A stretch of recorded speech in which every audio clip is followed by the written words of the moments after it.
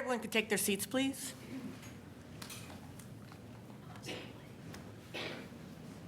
The chair will call to order the regular meeting of CUSD 201 Board of Education, today, December 10th, 2013. Roll call, please, Mrs. McMahon.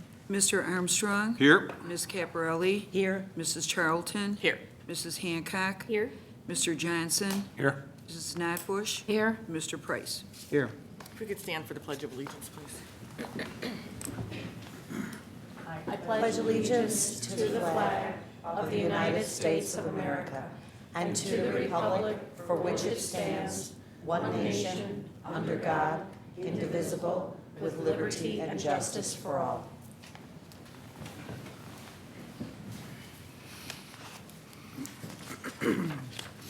First item on the agenda is to conduct the public hearing on the tentative 2013 tax levy.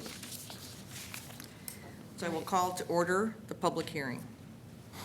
The Truth in Taxation notice was published in the Westmont Progress on November 27th, and the levy calls for a total levy of $22,034,074, and then with debt service, $23,306,926 as presented at the last board meeting. Does anyone have any questions or comments?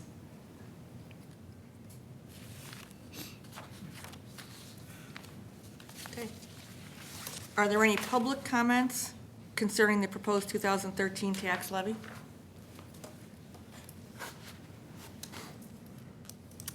Okay, then the chair will declare that the public hearing on the proposed 2013 tax levy is closed. Okay, the next item on the agenda is approval of minutes.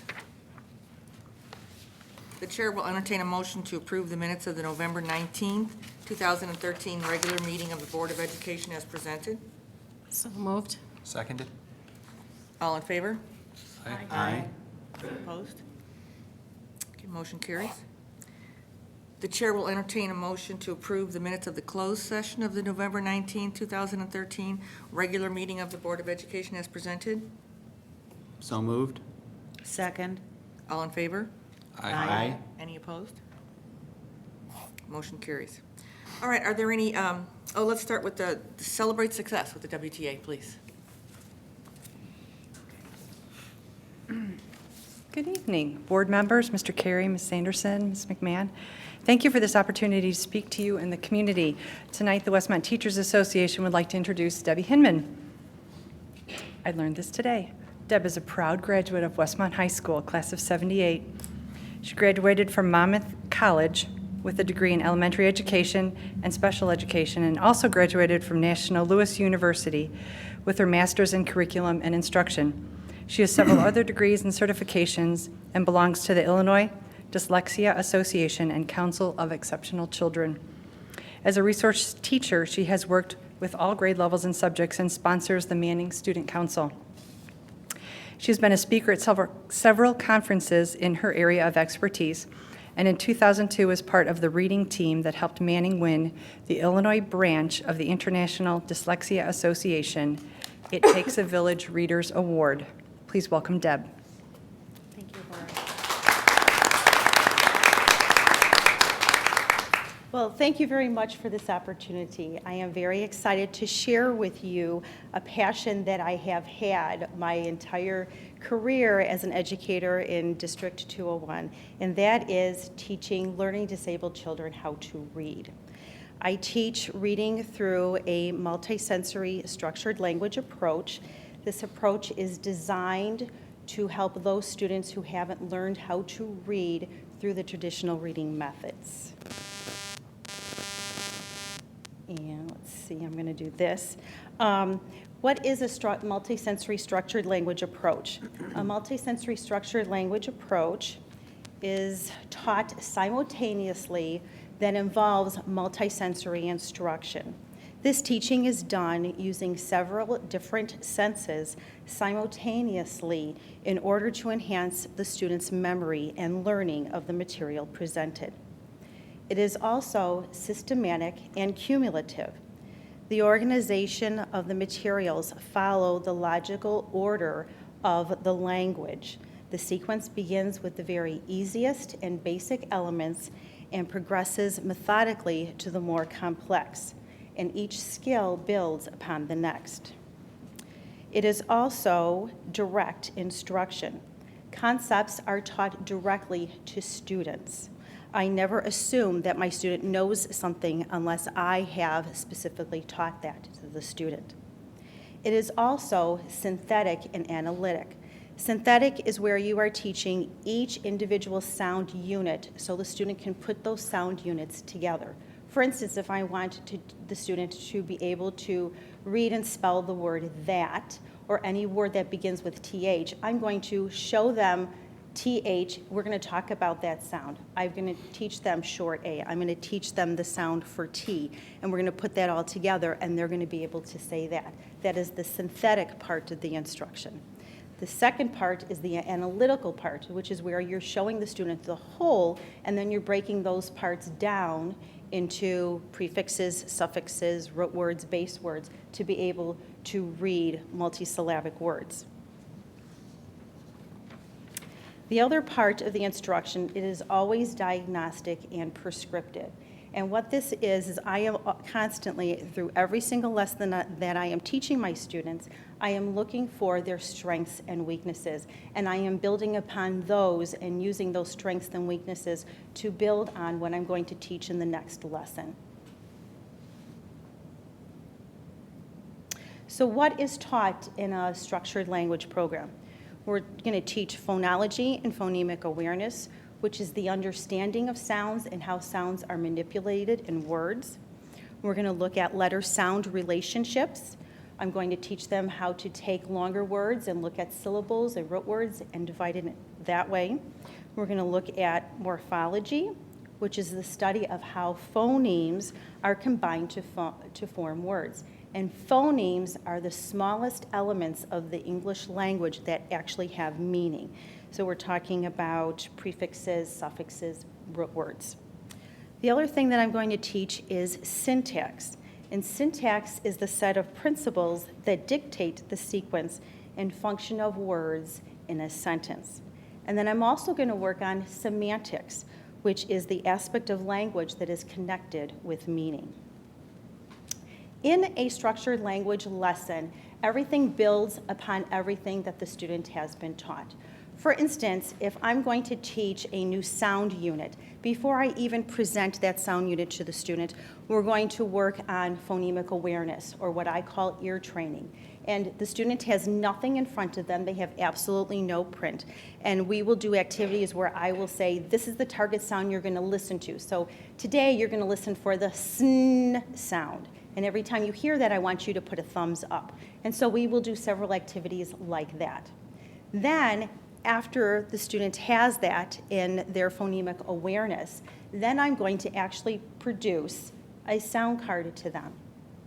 Here is an example. And on this sound card, this is how that sound is spelled, and we will talk about that.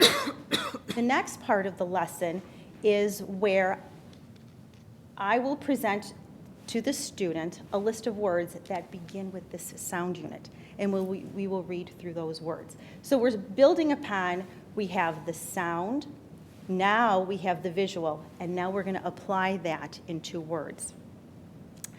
After they read the list of words, the next part is, again, we talked about the multisensory, is being able to spell that.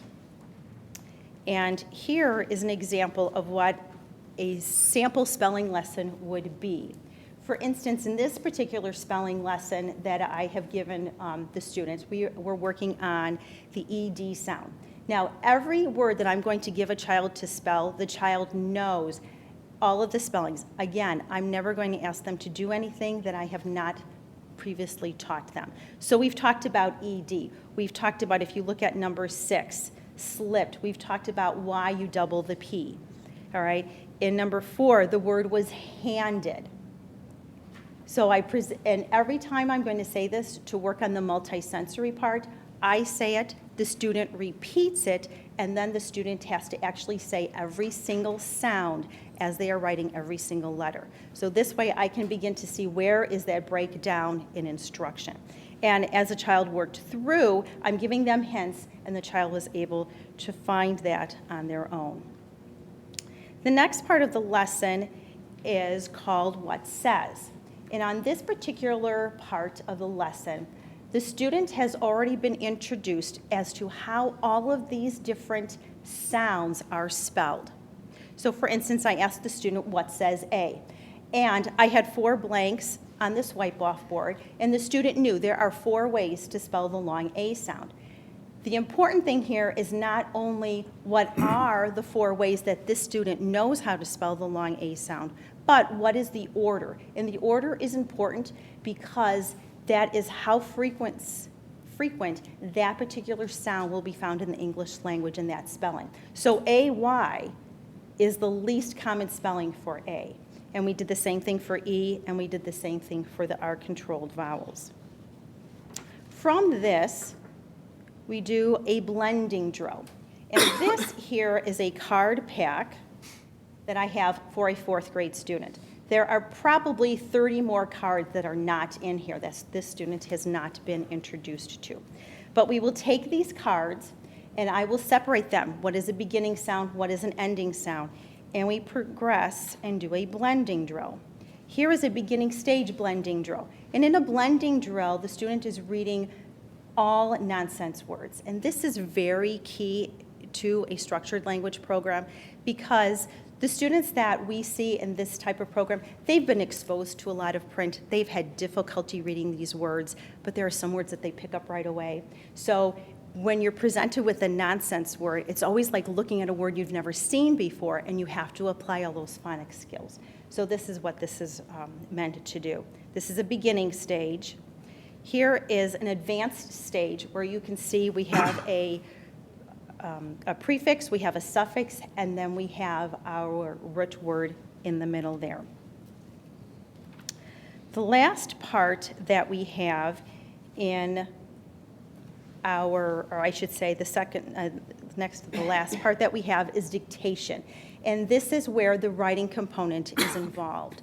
I will ask the student to write a sentence that has all of the sound units that we have already talked about. So for instance, this sentence was, the man has a big cane. I say the sentence. The student has to repeat that sentence back to me before it can be written. Then on using fingers, the student counts how many words are actually in that sentence. That's why the number 6 is written at the beginning. And then the student writes that sentence. Now the sentences get longer and more complex based on where the student is as far as their structure is concerned. Then the next part is the reading, and I am going to show you today something that is extremely individualized for a student that I have. This is individualized for a 3rd grade student that I have. And then once we have associated the sound, the symbol, we have read words, we read sentences, and then the ultimate goal is that they're going to be able to read text and understand it. So this is a text right here. This is an ordinary text that any student would see. This particular student that I have struggles greatly to read sentences. So what I have done is I have created sentences in a stair-step method. So we start with the very first word, and that we build, each word is added on. The one thing with this is that this student needs an extremely large font, needs more white space. So he needs more white space in between each word and between each sentence. So in order to be able to read this sentence, the student has to read through all these words. And it helps with their memory as well. Then eventually, I have taken the sentences after lots of practice. And if you notice, they're not like in a story format. They're just in, sentences by themselves. And even when the student reads this, he needs to use a marker so he can only read one sentence at a time. And then eventually, he can read the sentence on his own. The last thing is that there is always assessment that is going on. The program that I use has 3 types of assessment that can be used. It's a survey, so I always, at the beginning of the year, survey my students at the beginning to see where they are from the summer or if they've ever been exposed to this kind of program before. And then I test them again in January, and then I test them again in June. This is a particular student who started mid-year on this particular level of this program. And the blue indicates where the student was at the beginning of this instruction, and the red shows you where the student was after one semester of this type of instruction. Now, this results is not necessarily typical because with learning disabled students, there are always different deficits that they have and different things that you're working with, so it's not typical. But for a lot of students, there is extremely a good growth that is made. Any questions? How many students are you currently serving? I have 8 students that I see. And this type of instruction can be done in a group. It's very hard because it's extremely individualized, but there are times when that can be done. Okay, thank The you. large white space you need, do you use the smartboard for that in the classroom? I do not, because it is, for this particular student, it is really hard for him to look at it this way and then look at it down, so it's better, it's easier for him to transfer. A lot of times, though, when I am introducing something that's brand new, I do that. There's a lot of great activities that we use the smartboard for, which my students, they love. It's wonderful for the special ed teachers to have a smartboard. Do all the students kind of follow the same type of program, or do you, obviously you tailor it to their individual, Right. the point at which they're at, but is it something that's used pretty much universally for all the students? Do you know what? It is not. This type of methodology is used for students that have difficulty reading, where the breakdown is at the sound symbol relationship, where they, the letters and the sounds and the phonics. It's where that breakdown is. There are many students that I service that can't, struggle to read fluently, but if you ask them a question about what they've read, they're spot on. And then there are those students that can't read what's in front of them and don't understand. So this isn't for every student. This is definitely for those students who have really struggled with the phonics part and the phonemic awareness and that sound symbol relationship with reading. This really hones in on that particular deficit and helps them grow, so they're able to become, productive readers in society. Do you have students that need to get over a particular hump in the learning, and then once they master that part, that they really are kind of caught up, if you know what I mean? Do you know what? The students that usually Or is it what an ongoing, for the population for that the- I service, it's ongoing, but I will tell you, we have 2 reading specialists at Manning School that are trained in this method, and, if a student is having difficulty with decoding, they will be using this right away, and if it's not working, then I see them, and this is when I'm really able to do that individualization. But if it's just a small hurdle that they need to get over, when they're in the RAP services at Manning, that usually takes care of that. Okay. Did I hear that you graduated from Westmont High School? I did. I was in the first graduating class. It's wonderful to see our students being so successful. Well, thank you. It's been wonderful being here the 31 years. Thank you. Okay. Thank you. Thank you. Thank you.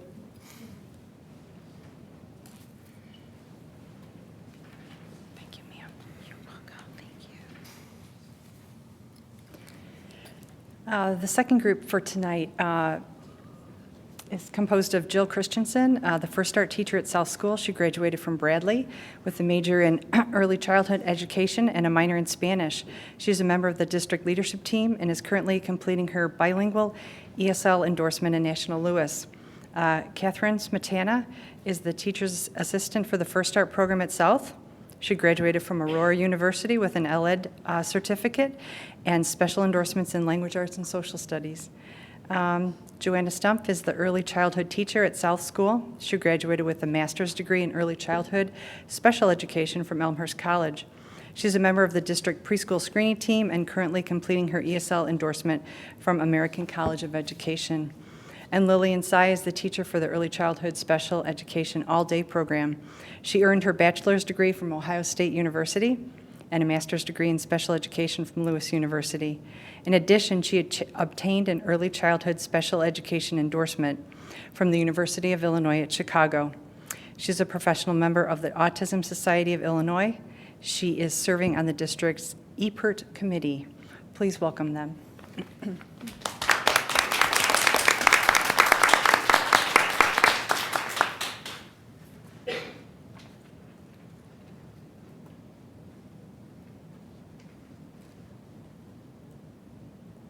Okay, so I'm Jill Christensen. I'm the First Start teacher, and these are just some of our guiding principles in our Early Childhood Center. We believe that young children are capable and competent, and also that early learning and development are multidimensional.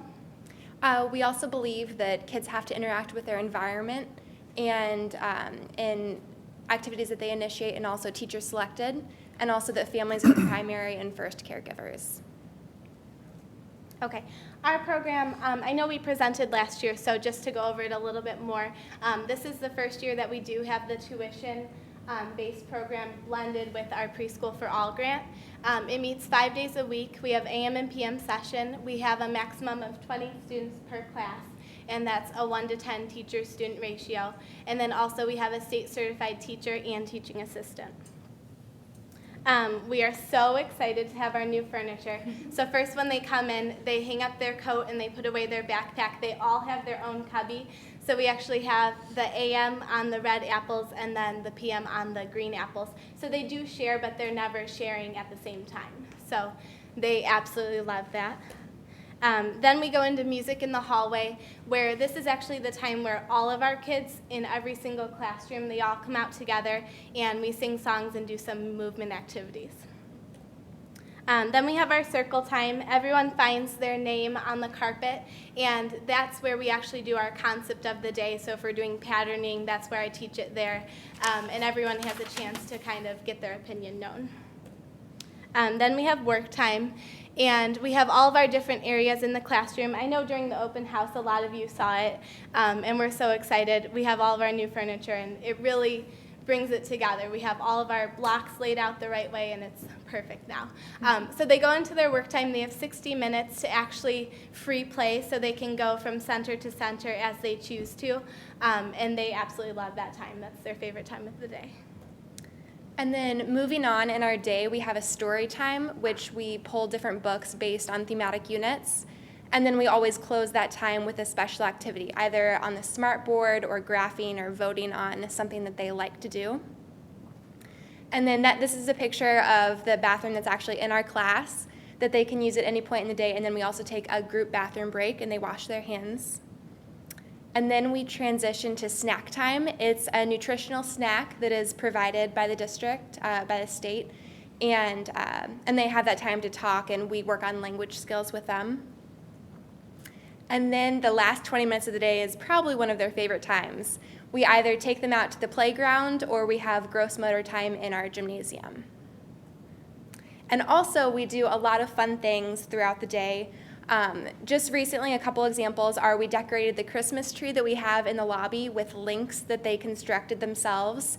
And also Ms. Christensen's pet bunny was able to be a visitor in our classroom for a week, and they were able to record their observations and things that they noticed about the rabbit. We also have a library time once a week where Mrs. Johnston from Miller comes over and she does library for our students. We have a music time. Whoop. Going too fast, with Mr. Harold, who also comes over once a week. And then we do go on field trips once a month, so we always try to go to either a community organization or somewhere like the library for them to just get involved. And then we do have a lot of parent involvement, so at least once a month we invite the parents to come in and just help out in the classroom or have a little celebration with us. And that is our program.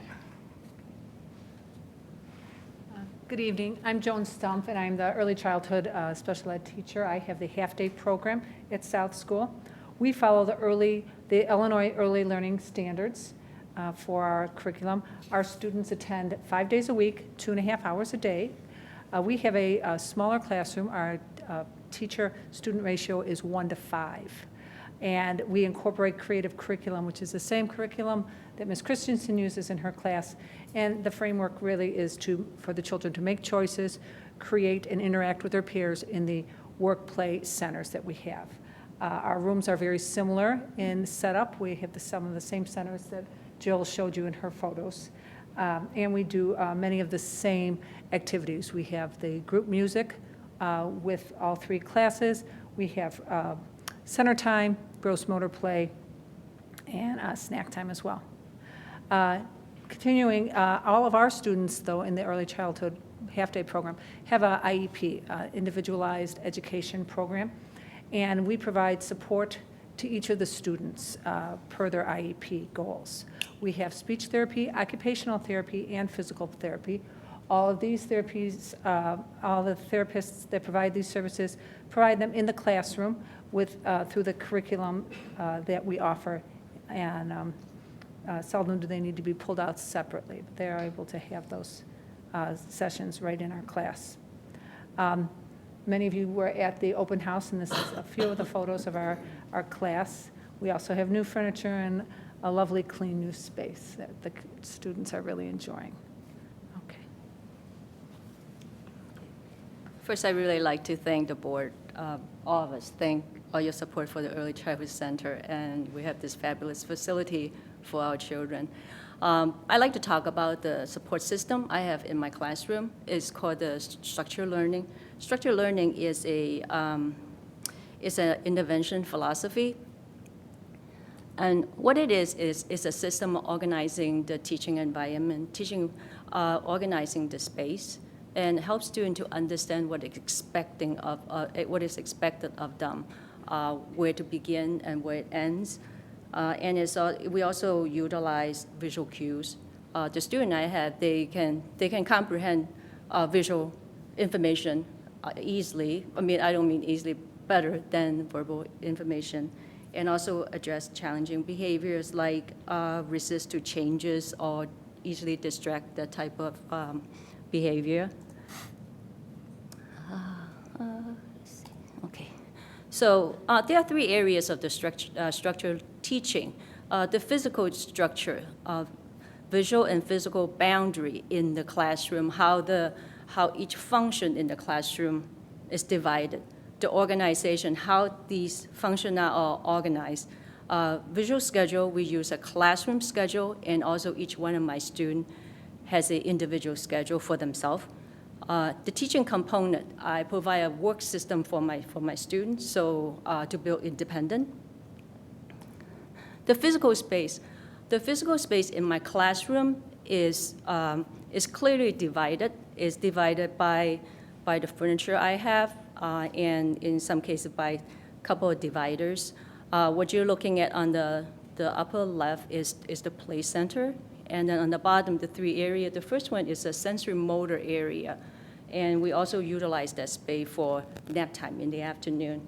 In the middle, there is our calendar, and also our pattern practice, and then on the right side is the computer area. On the top with the kidney table, that's our meeting table. That's where we meet first thing in the morning, and I check their folders, and also we meet their last thing in the day, and we put in paperwork or information in the folder for them to take home. On the upper right is independent workstation, and you see 2 trays in there. The left side, it says to do, and the right side says done. So I will put material on the to-do tray, and the student will go in and get the work and finish that, and then put it in all done. Then this is independent workstation. On the lower left is our instruction area. That's where we do songs, and we also do readings, and I utilize the smartboard a lot to do interactive activities. And on the lower right is our reading area. It's really in the middle of our room. That actually is the calming area for our children when they are sensory overload, and that's where they go and they sit there. One of the nice things having in the middle of the room is that they can still hear the instruction. These are the visual schedules. The one on the left-hand side is our classroom schedule, is our daily schedule. So that schedule, I take care of that schedule. When we are done with one activity, I take it down. The two schedule on the right side, those are individual student schedules. So they would take the top one and then go to that place. What you see in that, those are pictures of where they need to go. And also you will see later that the visual schedule is getting more abstract. These were done at the beginning of the school year. They're actual picture of places where they need to go. And then it will go into more abstract, into function. As you see on the top, on the bottom, the way I have lunch it's just a line drawing of lunch. And then where you see going home, the school bus is not an actual picture, it's a line drawing. So we're going from concrete to abstract. The visuals that we utilize, if you look at the bottoms on the right-hand side where you see a picture of the play area, and there's a pocket on the bottom. So the student will go to his individual schedule and take where he needs to go. And when you see play area, he will go to the play area and put that card in that pocket, and then that means that he needs to work in the play area. And the 3 pockets you see in there is by our front door. We have 3 in there because there are few reasons that why we walk out the front door. One, from the left, is school bus when they go home. And then second one, you see a purple triangle that indicates that it's something different. So that's when we have a fire drill or something is out of the ordinary. So when they see a purple triangle, they know that it is something different. And then the picture, and the last one on the last pocket is a picture of the outside. That's when we go out and take a walk or when we go to the playground. And then on the bottom there, you see that the lunch ticket is going from very concrete, is my student's lunchbox, to more abstract. It just says lunch. And then on the top is a check schedule. So instead of me saying check schedule, there are times that I just hand it to my student because they can read visual information better. And then also, I want bathroom. So a couple of them are toilet training. So when they're working, I just put the ticket right by them. If they need to go to the bathroom, they hand it to me and let me know that they need to go to the bathroom. I need help. So when they have a juice box, they need me to help them to open it. I put it by their juice box. They have to hand me the ticket. Said, I need help. Then I help them. I won't help them unless they ask me. Wait ticket. There are times that they have to wait, then I give them a ticket, then they know they need to wait. This is their work system. When they come to the instruction area, if you look at the left side, where I have 5 activities there, that's our large instruction area.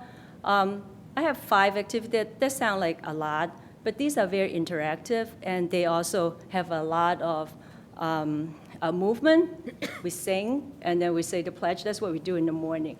And then we sing another song, and then we have a mystery box. Our mystery box is really our phonemic awareness exercise. I have letters inside a tray with beans, and they pick out a letter, and then we'll say the letter name, and we also say the letter sound. We do that every morning. And the last is book. I will put the book under our overhead projector, under our document camera. So our children will read the book, will see the book on the smart board, and I will read with them. And we use a visual timer, so they know limit. They know that how much longer they have to work on that task. And then on the top right, you see the to do and then all done. And one concept that our children have to learn is first, then. First you do this, then this happen. And then in a direct instruction time, I usually have 2 to 3 tasks for them, is what you see on the lower right-hand corner.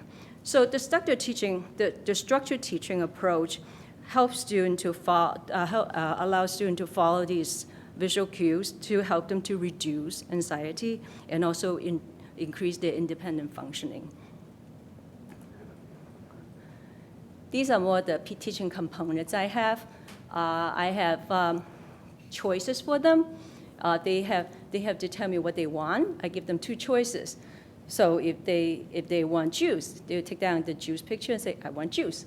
And then which song do they want? Do they want bingo or do they want We Want the Bus?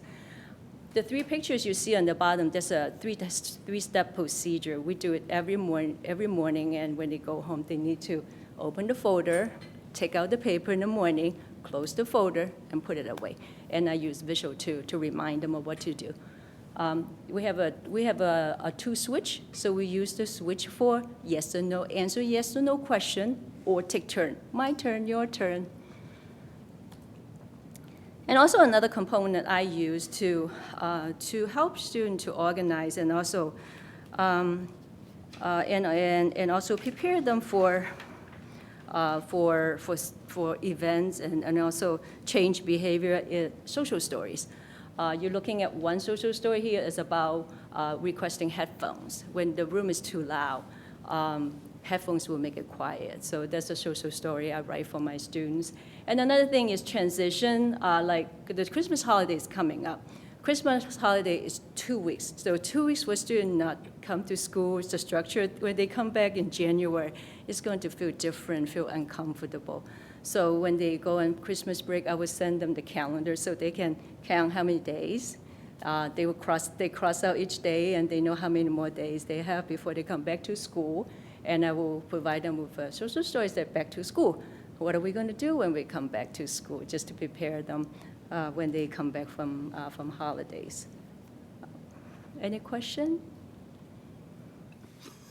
I just want to thank you all for all the work you do. I know it means a whole lot to the families that you serve. And it was nice being there for the open house and having an opportunity to talk to some of the parents.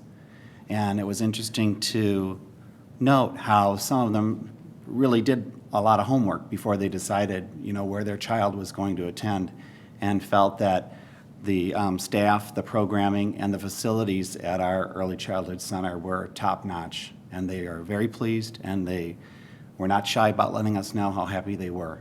So I think I'm very thrilled with having been involved and having supported this from the very beginning. So thank you for all your work.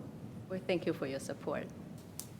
I think your enthusiasm is certainly contagious. So I would like to redo my whole early childhood. Certainly wasn't what I had. But Thank you. thank you. Thank you. Thank you very much. Are there any other public comments?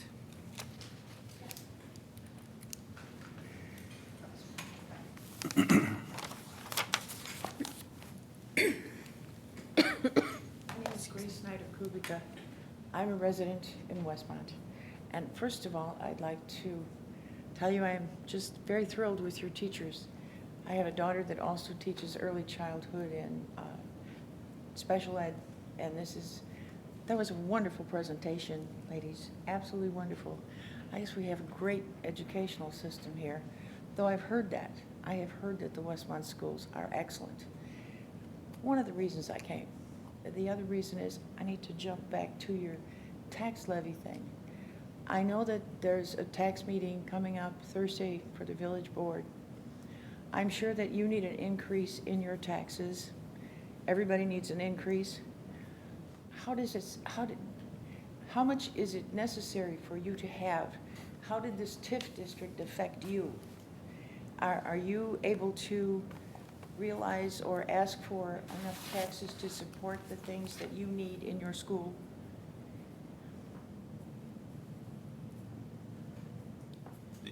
The whole concept of a TIF district is somewhat complex, but it really doesn't impact the tax dollars that the school district will receive. The TIF does not? Is that what you're saying? Right. Okay. And what kind of a percentage are you looking for then to raise, that you will need for your taxes? Is it a raise from last year or not? It is by the CPI increase. Just by the CPI? It's, and now this is currently the state CPI is 1.7, I think. but that doesn't mean that it may not change. In March, DuPage will tell us exactly. Of course, the village wants 2.8%, but they always want something more than what we want to give them. However, I'd rather give it to the school, to tell you the truth. I'm going to give it to somebody. At any rate, thank you so much for your time. I'd like to come again, perhaps meet some of your board members. And very interesting. There's a lot of things to do in Westmont. Thank you very much. Thank you very much. you. Are there any other public comments?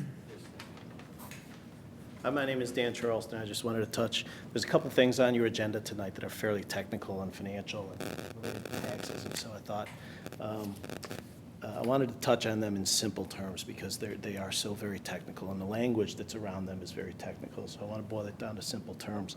There is a vote later on this evening to place on the ballot a referendum that increases taxes in the debt service extension base.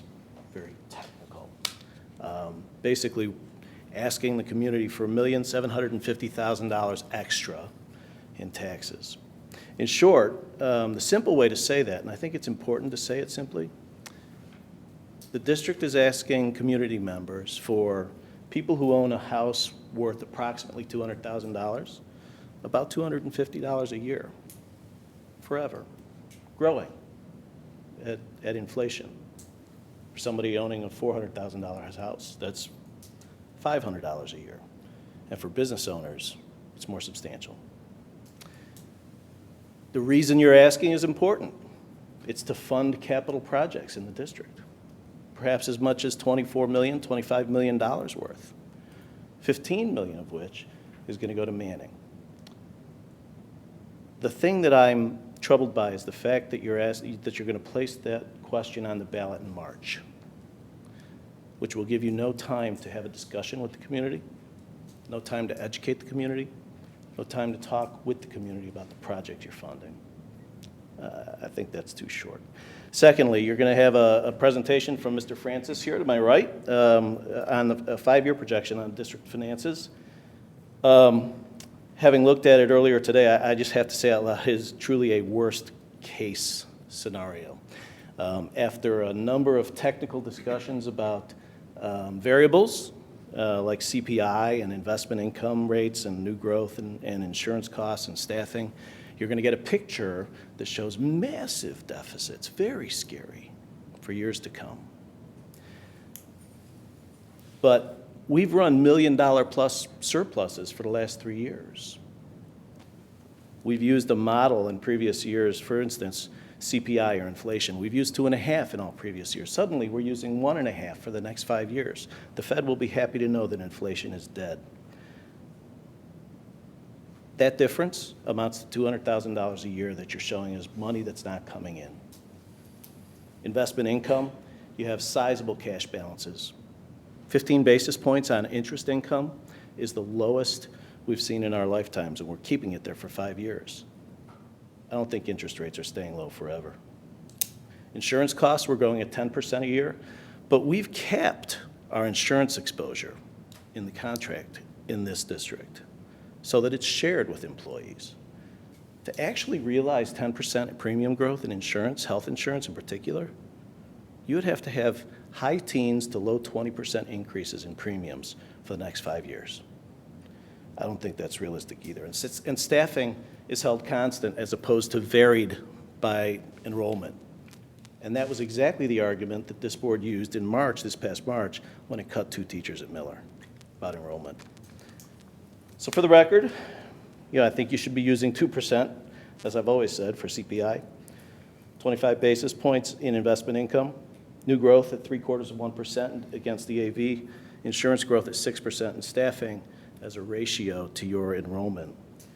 I think that would present a much fairer picture than the one you're going to see tonight. I think the one you're going to see tonight isn't just conservative, it's wildly conservative. And lastly, from a couple meetings ago, test scores, I was disappointed not to see a conversation about our comparison to DuPage. I forget who it was that said to me one time, Dan, I don't want to hear about a comparison to state. I pay taxes in DuPage. So just to say out loud, and I think it's important just to be honest and say hard things out loud. 20.2 on the ACT puts us 19th out of 22 high schools. 2007, there was a parent group that said that's unacceptable. Is it? At Manning, the ISATs, there's 160 grade schools in DuPage. The ISATs for Manning put you plus or minus 75, somewhere in the middle in DuPage. And Miller is in the bottom third of DuPage. There's really important work to do, especially at Miller and at the high school and at the junior high, because those Miller kids go up to the junior high and the senior high. It's important to say these things out loud if we expect the best. Just so you know, we're at 5 minutes, so if you could please wrap that up. Thank you. Thank you. Thank you. Are there any other comments? Okay, then we will move to the consent agenda. The chair will entertain a motion to approve the consent agenda as presented. So moved. But, Second. let me, go ahead. You need to read them. Yeah. Yeah. Sorry, go ahead. That's okay. First of all, does anybody have anything on that? No, we're good. The chair will entertain a motion to approve the consent agenda as presented. Number 1, personnel recommendations. 2, approval of student tour. 3, renewal of SSCIP insurance agreement. 4, approval of December 2013 expenditure report. And 5, ratification of November 2013 regular payroll. So moved. Second. Roll call, please, Mrs. McMahon. Mr. Price? Yes. Mrs. Notbush? Yes. Mr. Johnson? Yes. Mrs. Hancock? Yes. Mrs. Charlton? Yes. Ms. Caparelli? Yes. Mr. Armstrong? Yes. Okay, the next thing on the agenda is the 5-year financial projection update, please.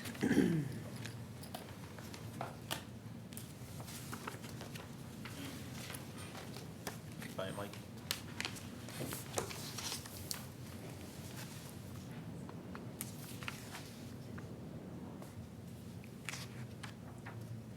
I'm trying to find it, Kevin. Oh, it's on the bottom? Yeah, just hover above the. Okay, I got it. All right, thank you. Yep. Good evening, everyone. My name is Mike Francis with PMA Financial Network, and I'm going to present the update of the district's financial projections. The tool that's used to do the update is called the Financial Planning Program, which was developed by our firm about 10 years ago. I've been working with the district for at least the last 7 years, presenting to the board the update of the financial projections utilizing this tool. The data is the district's, and so are the assumptions. I work with the administration typically in the last few weeks after the current budget is adopted and after the auditors finish their completion of your last year's audit. Most school districts do a financial, use that as a starting point to do their financial projection update. And districts use that, the tool, for lots of different reasons. The results you're going to see tonight are one set of assumptions, and we're going to go over the major assumptions that drive both your revenue and expenditures and how those would play out if they were to come to fruition. But it's going to give you your first look at what next year's budget potentially would look like with those set of assumption results. You can also use it for trend analysis, for setting fiscal policies. Typically, we do one annual update and reassessment, which is here at the board level. But I'll work with Kim throughout the year as information becomes, goes from an assumption to a known, or we hear some information at the state level. She has the ability to run as many scenarios or updates as she would like to throughout the year. So it's a work in progress. And then finally, the scenario analysis is the most powerful part of the tool. Again, this is one set of assumptions. You just heard that from a community member that said that some of these are conservative. Well, if you would like to see other results, we can run as many scenarios as you would like based on different assumptions. So with that, we will start talking about what's in the model. First is the data elements, and I talked about that. We have 11 years of information here. There's 5 years of history, which are your annual financial reports for the last 5 years, so that's all audited information. And then you have your current year District 2014 budget, which is your base for your financial projections. And then the model goes out for the next 5 fiscal years through fiscal year 2019. We have all your historical tax extension reports, including your EAV, new construction. Your actual teachers' scattergram and salary schedules are also included in the model, and the movement of teachers on an annual basis is really important cost factor, as well as enrollment staffing ratios and such. The model focuses on the district's operating funds, which are the 5 funds listed at the bottom of this chart: the education, operation and maintenance, transportation, Illinois Municipal Retirement, and the tort fund. This pie chart shows the current year's district budget as how the total budget, which is approximately $24.7 million, in percentages is received or is projected to be received in the current fiscal year 2014. So each of those pieces gets affected by different assumptions. So next we're going to talk about how potentially are those pieces going to grow into the future.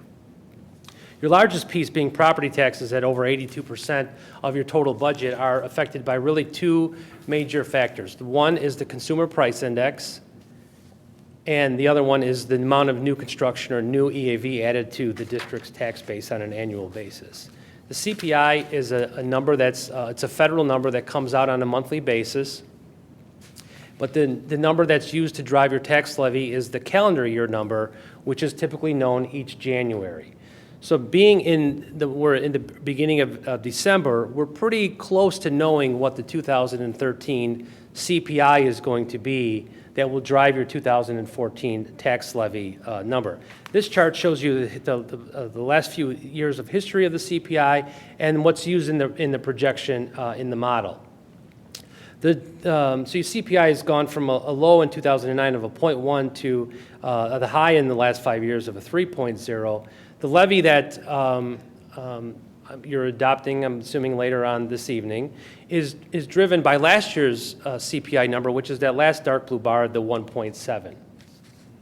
The current year-to-date CPI number is also 1.7 for the first 10 months of the year. But we'll know what that value is through November, a week from today, for the first 11 months. And then we'll know around the middle of January what the final CPI number is, so that first one, that lighter blue 1.5 can change in the next 6 weeks or so, and we'll update that with whatever the final number is. Again, right now it's at 1.7, we're projecting at 1.5. 0.2 is not that far of a difference, but we'll watch that number closely. And then beyond that, it's 1.5% annually. The other piece of the of property taxes that the district receives is taxes from new EAV being added to the tax base. And like everywhere, those new construction numbers have fallen pretty dramatically over the last couple of years, and you see that. And if we went back beyond 2008, the number was actually much higher than the $6.7 million that you received in 2009.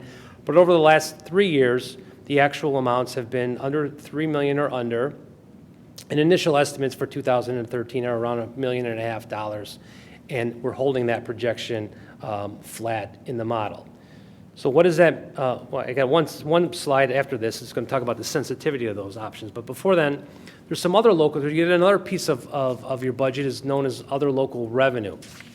Other local revenue is made up of primarily just a few items, the biggest of which is the corporate personal property replacement tax. That's a tax paid by corporations to the state of Illinois and distributed back through the Department of Revenue to all taxing bodies in the state.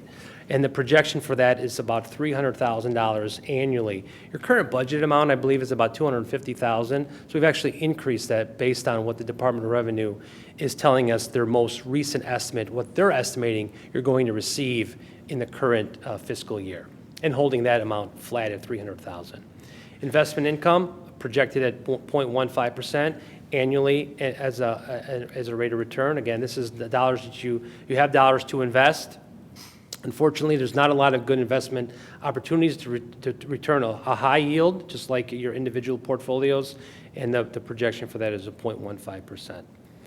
Finally, all other local revenues are projected at their current budgeted levels, except for you've got in your operation and maintenance fund some rental income, which is also a local revenue from your special education cooperative SACID, and there's a reduction in that revenue projected of about $92,000 starting in next year in FY15. On the state and federal side, a little bit harder to project in terms of what's happened at the state level and general state aid, but there's some interesting things that you need to be aware of regarding general state aid. General state aid is one of the forms of dollars you receive from the state of Illinois, basically derived from the amount of local resources that you have and the amount of children that attend on a daily basis.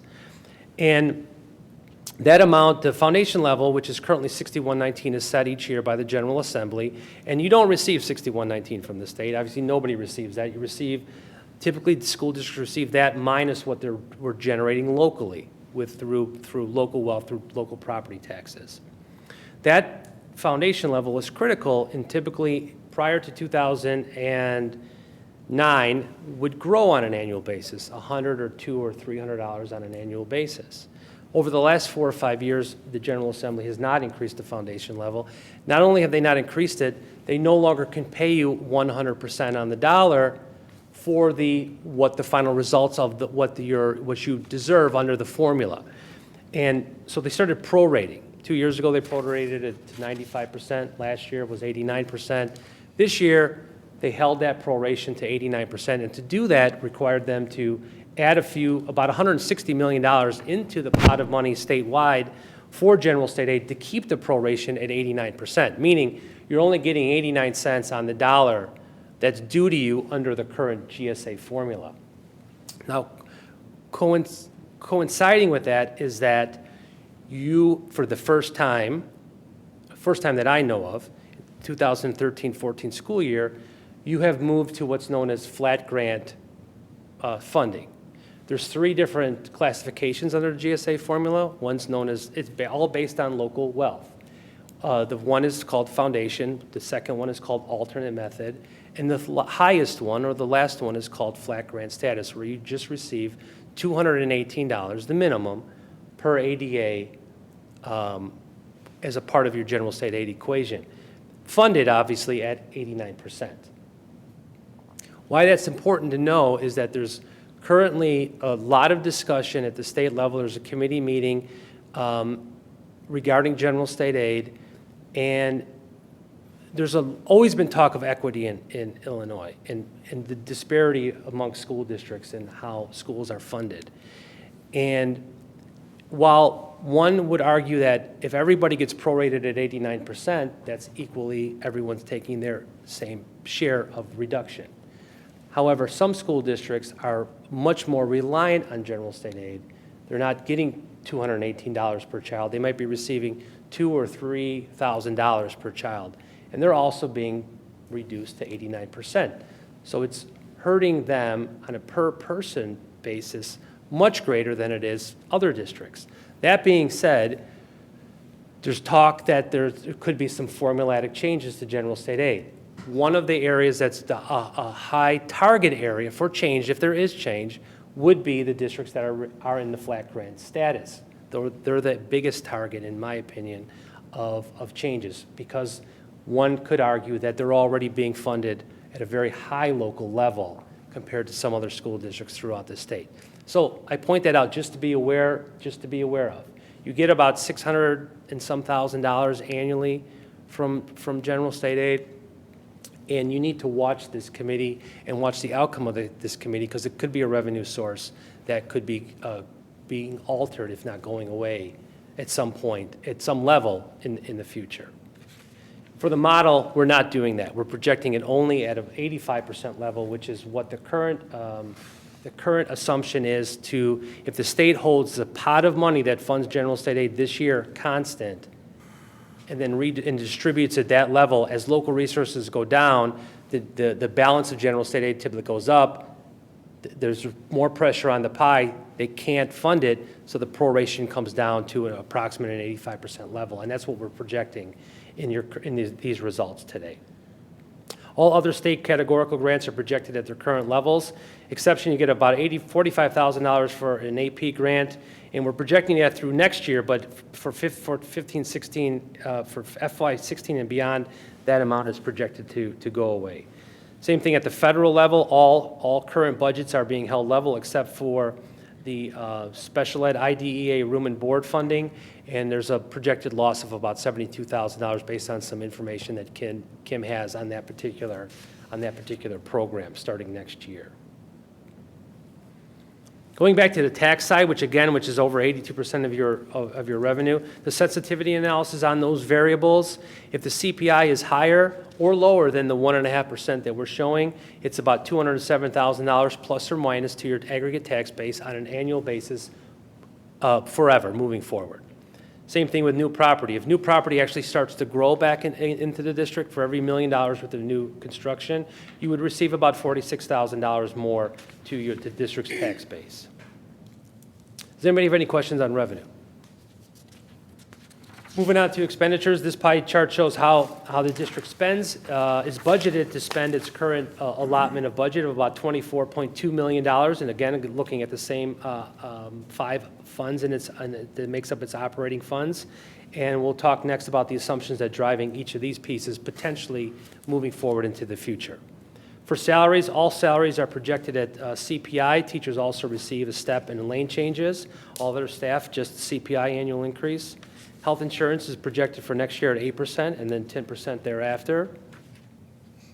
All other items in your education and O&M fund for supplies, purchase services, and capital outlay are the CPI increases, which again, in the model is 1.5%, minus your special education outplace costs, which is currently placed in what's known as an other category, is forecasted 4% annually. Transportation and tort expenses are also projected at CPI. In terms of staffing, to give the board a baseline of how the district would look like not only next year but into the future, if you had the same level of staff, which is what we're forecasting here, you currently have 122.7 certified staff members, and we're holding that number constant in these results. Just some other additional assumptions: no changes to the school funding formulas. Again, you need to watch that because you would definitely be at risk for any kind of general state aid changes.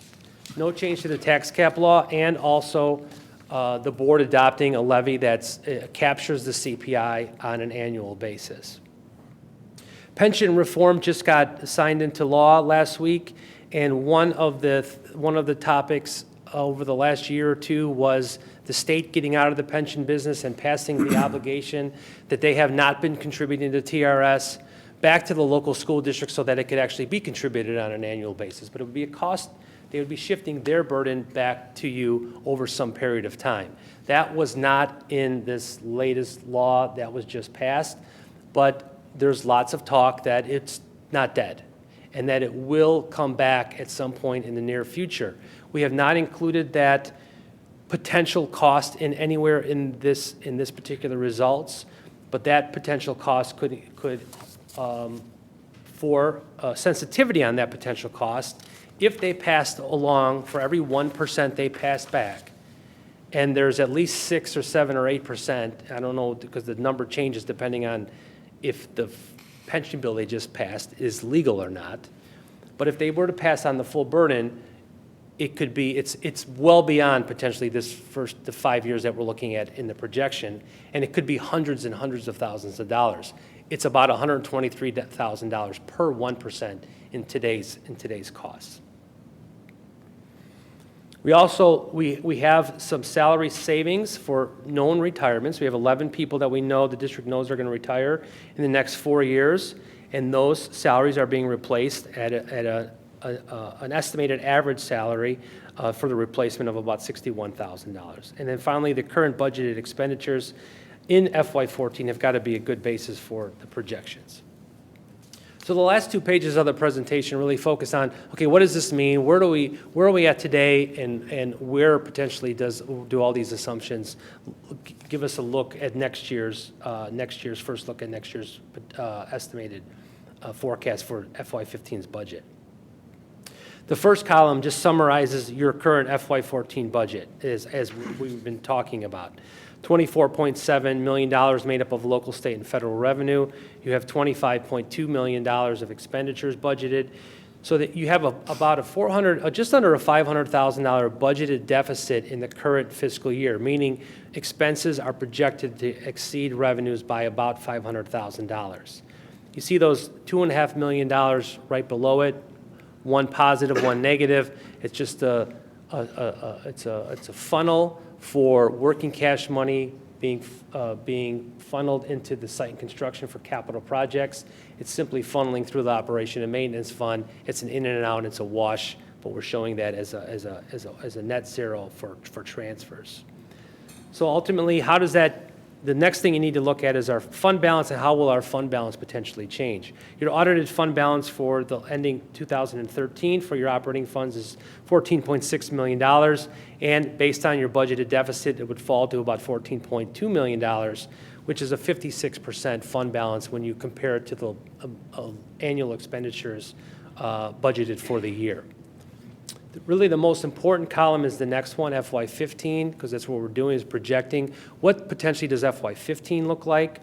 Revenue, local revenue is growing, but you can see state and federal revenue are decreasing. Again, you're losing IDEA funding on the federal side, and your general state aid funding is going to go down, even though we're because of the flat grant status and 85% proration, so you're going to lose a little bit of general state aid also.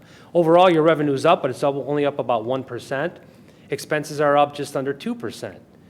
Turns a $482,000 budgeted deficit into about $718,000 projected for next year, which further potentially erodes your fund balance to 52%, although 52% is still a good, solid fund balance. But you need to watch. What the real issue you're looking at is how much fund balance do we have? Do we have enough? And do we have any kind of structural problems? And how do we get out of a structural problem? Because once you start spending more than you're receiving, at some point you've got to fix that. And the key to those 2 lines are really the surplus deficit, including other financing sources, and you see those are red across the board, and they grow. From the current about $500,000 to about $2.6 million annually 5 years from now. And as the board has always done, and the administration will make adjustments so that those things really don't occur. And finally, you need to look at your fund balance and really focus in on, well, if we use some fund balance, is it okay to have some small controllable deficits? In my opinion, you can do that because you do have a fairly comfortable fund balance at 56%, which would be the highest state rating as defined by the state board's financial profile score. So this chart, for anybody that doesn't like to look at numbers, this chart shows you, okay, the 5 funds combined, we're looking at your operating funds, where have we been and potentially where are these deficits leading us? The red line spans that time from 2009 through 2019. The first 5 numbers from 2009 to 2013 are all audited actuals. And your fund balance went up and down over the last 5 years, and it's currently at that 14.6 level, would potentially fall to 14.1 based on your budgeted deficit, and would continue to fall based on those projected deficits that we just went over. The blue line is an important line also, because the red line is a point in time, fund balance on June 30th, which includes taxes that we just received. But that's like looking at your checkbook on the day you got paid, and sometimes you think, wow, look how much money I have. But you've got obligations that are coming up, and you've got to make a mortgage and a car payment and such. So it's also good to look at your checkbook on the lowest day, the day before you get paid. So the blue line is an estimate. We're trying to estimate what is the district's cash balance to make, do you have enough fund balance on June 30th to make it through the whole year? Because you have to make payroll every couple weeks, and you have to pay bills every month. So do you have enough fund balance to make it through the year? As long as that blue line is above 0, which it currently is, you would not have to do any type of short-term borrowing. But as you see, if you ran projected deficits, when that blue line falls below the zero level, which it does in 2018, that's when it would trigger, that's why we put it on here, is to give a district fair warning to say you would have to issue some type of short-term debt because you would run out of cash in the month of May before taxes were to come in. Finally, there's 11 colored bars above each of the funds showing you the individual fund makeup of that red aggregate line in total of all 5. So that's the end of my presentation. I'd be happy to ask, to further explain or to take any questions.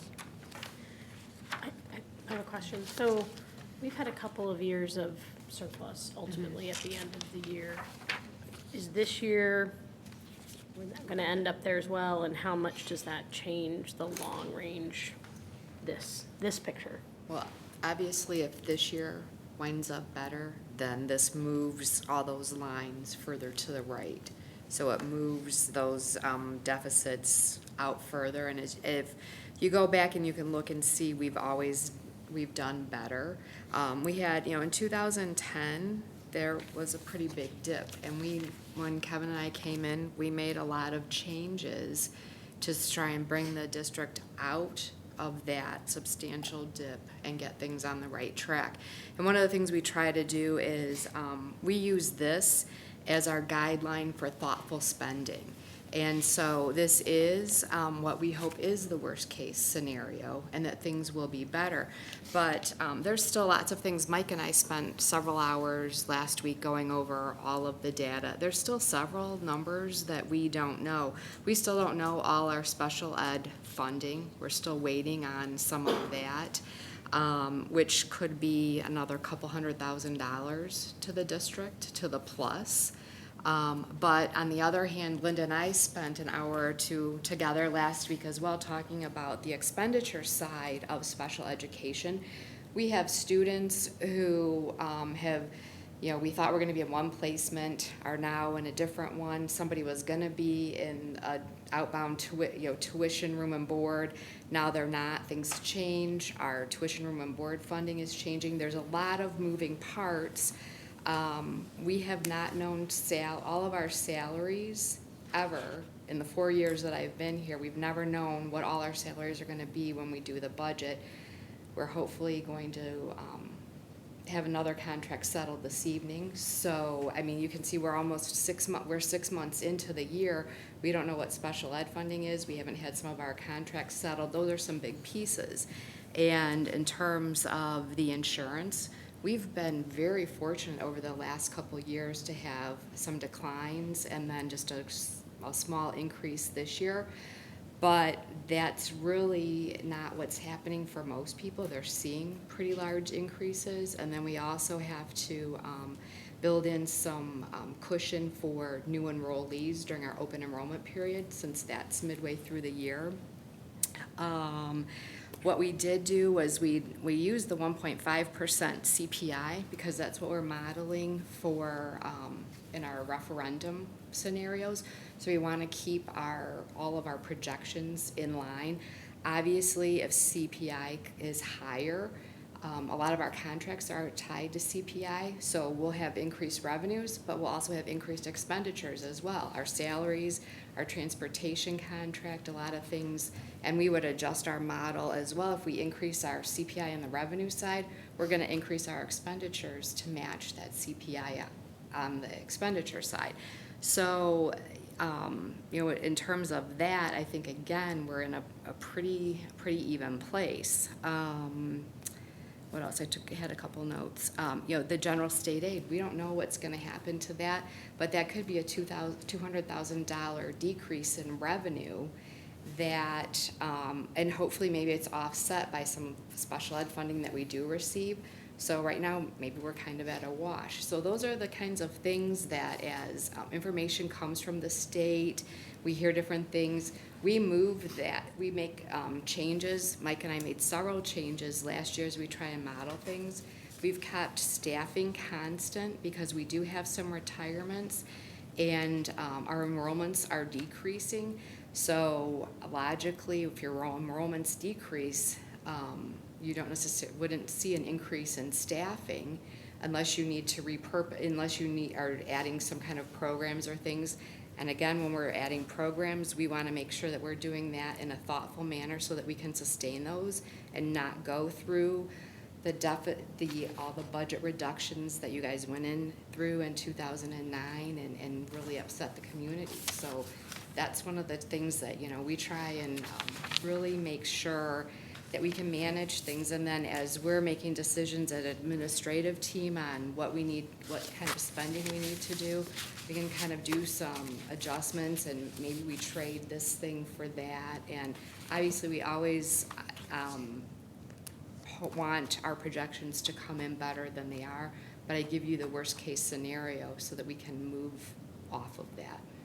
And are we really anticipating that we won't have any new growth, EAV growth over the next years? I mean, we're I have it holding in it there. flat, but I mean, Well, we don't know what's gonna happen with the Right. TIF and how soon, and right now, the projection, when I talked about when I did the levy presentation at the last meeting, what I got, the estimate I got from the assessors was about 2 million. I did it about 1.5 because that doesn't have any objections in it or things like that. So, and the last levy that I did, the new growth I think I put in 3 and we actually got 2.6. So I was a little more conservative this time based on they gave me 2 and it came in lower. So, and again, you can see what new growth does. The spread isn't that much. So if CPI goes up, changes by 1%, it's 200,000. New growth, I think, was around 46,000.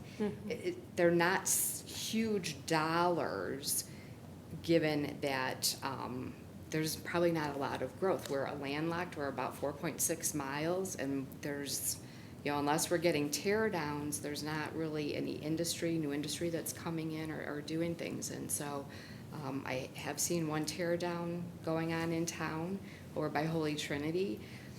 That won't be on the tax roll until the following year. So, but I haven't really seen much else happening in the community. And all of the area that's TIFed would not count as new growth until the TIF Right. expires. Right, we only get the benefit from Ogden Avenue, Right. really, and some of Cass. Right. Before, So- north of the Right. TIF. So again, that TIF, not really knowing when that's going to happen or what that impact is going to, so you've cut out a whole area where you're not going to receive new growth as well.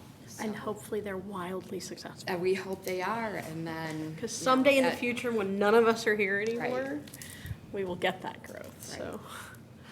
Are you Our done? kids will get that growth. Are you done with your question?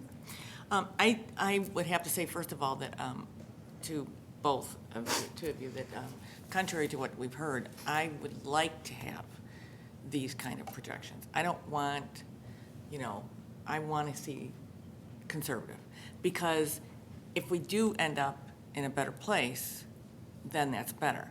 I would like to continue to receive things on a conservative basis, because you have to plan that way. I know I do in my own personal home, so I appreciate that here. And it's interesting when you look at this, because some people will take a look at this and talk about that we're bleeding and we're gonna have to close our doors someday and all that stuff, that I hear these wild accusations. But the truth of the matter is, if you look at the left side of this graph, things do go up and down. So where that slope is, every year we look at these, that's if nothing else changes. And I just have to say that I very much appreciate how our district has changed that in looking at ways to reduce costs and tying expenses to CPI. We never had that before. Right. To have something every year, like Kim was saying, every year it was like a shot in the dark what the salaries are going to be like. So to tie things to that, I think it's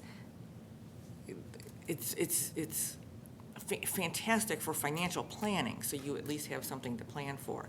And again, every year you say in January, everybody figures out what it's going to be. But again, probably tomorrow this will be outdated, because everything changes on a minute-to-minute basis. Right. So I just have to say that I can very much, from looking at this and hearing the thoughtful analysis that goes into each one of these pieces, those being conservative, I find extremely helpful. And that, just so that everyone is clear, we are not shutting the doors in 2018, because I can, that has been said in the past. So I just find this extremely helpful as a roadmap as to where we are going.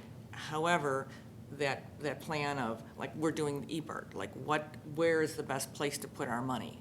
We had it over here. Maybe that's not what is the best area to have it. We're not getting the bang for our buck. And all of these conversations are happening that were never happening before. So I just have to say, on my own person, I am very thankful for conservative figures and for the constant watching of where all of our dollars are going, because that is something that is, we just approved something tonight, that there was a little bit of a decrease in what we're going to have to pay. So I just have to say thank you for that. And that's what I have to say. Thank you. I have to echo what Maria is saying, because I think it's critical that we continue to budget, and I so appreciate the job that has been done on that cautious, those cautious projections. And, it wasn't very long ago, 2, 3, 4 years, this line started dropping. If you compare these charts from year to year, clearly good things are happening. So, this always is a little bit, it gives me, it's a little wonky feeling, but we've all seen it, the changes that have been made. So thanks very much. Thank you very much for this. The other thing you have to be aware of is that even in the 2014 numbers that are budgeted, there's a lot of estimates still in there. And so as you keep, and then building on estimates going further out in the future, Right. things keep expanding. So really you look at, kind of the 2014, 2015's pretty good, 2016's a little less certain, but those years out further really become, that data is a little bit difficult to really look at. What you want to make sure, though, is that you're aware of what's happening and that you keep readjusting so that line doesn't go that way. It keeps moving things into Right. the good. So it's kind of, if the world continues like this is what's going to happen. But we only know really out, a year, kind of year and a half is what you're kind of looking at. Wasn't this line, didn't it drop below zero? I think in 2009 or 2010, the projection was that in 2015, we would be there? Right. Yeah, okay. And so but then you have to make adjustments Sure. in what you're doing. And we did salary freezes for a couple years. We didn't replace retirees, some of those things. We now have our salaries tied to CPI. All those types of things are moving the district in the right direction to be able to match revenue and expenditure, and hopefully even have a little bit of surplus. So that if there are things that come up where we need to spend money, that we have some funds available to do the things that we need to do. If there's emergency repairs and O&M, we know we're gonna have to do some roofing projects and things like that, and we need to have some funds available for that.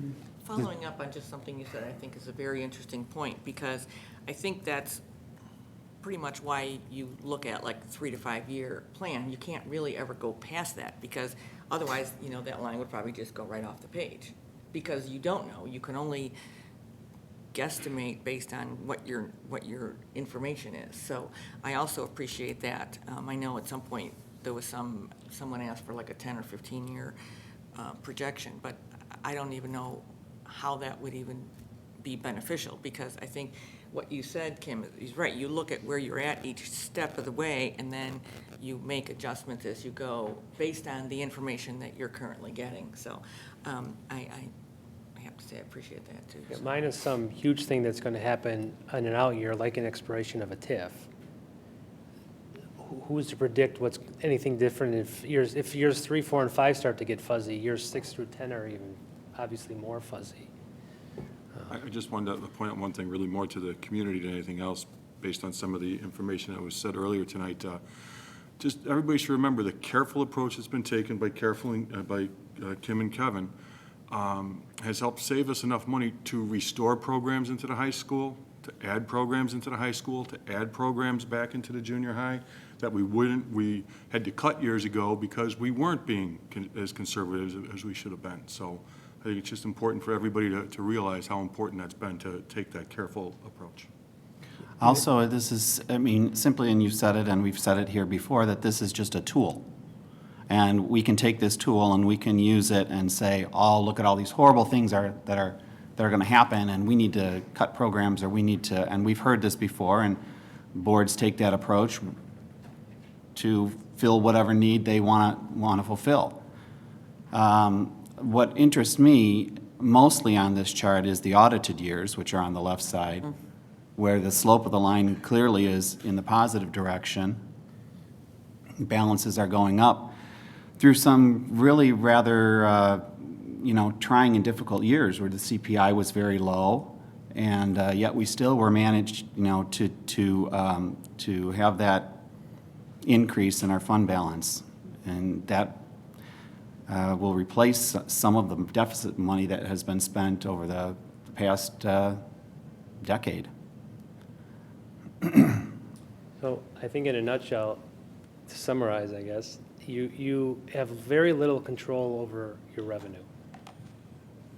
Literally, your state and federal revenue, there's not one sign that says that it will go up at any point in the near future. It's going to go down a little bit. And then your taxes are really limited to the CPI. Those are things that are really outside of your control. Knowing that your revenue is going to be at the CPI at the most in total, it's your job to manage your expenditures and keeping those at a controllable level to keep your balance, your budget in check.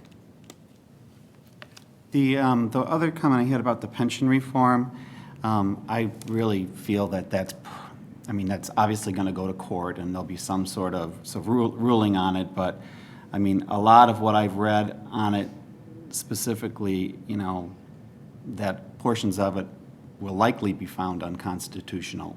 Right. So, it's very likely that the state could come looking at local districts to start paying a portion of the pension bill. So. And those are that and your GSA are two areas that we really weren't as conservative. We could have been more conservative, and there's a balance there. We could have put the TRS cost in. We didn't. We could have said, well, let's guess that they're going to eliminate flat grant. As Kim said, it's a couple $100,000. We didn't do that because we don't know that information yet, but we need to give you that information to say, hey, if this happens, you need to be aware of what the potential loss is. So it is conservative, but it could even be much more conservative. But to me, that would be, if you put all those variables in, you're becoming too conservative on your outlook. Well, and I think it is important to, again, say to our community that,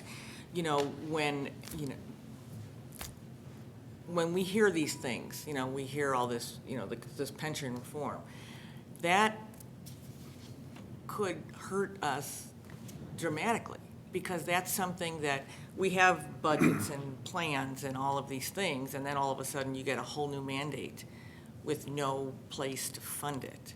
Right. So it just comes out of the rest of, and this isn't, like a small little piece. So that's why I think these budgets are so important to look at and really look at it in a number of different ways. When, what's the history in the past 5 years? I think that looks a whole lot better than, so I think it's just important for people to know that those are things that affect us on a daily basis.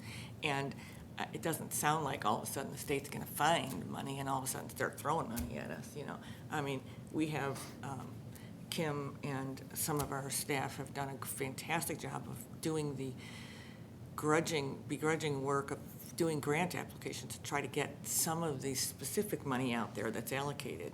And we have certainly profited because of that great amount of work. But those are specific dollars for very specific things.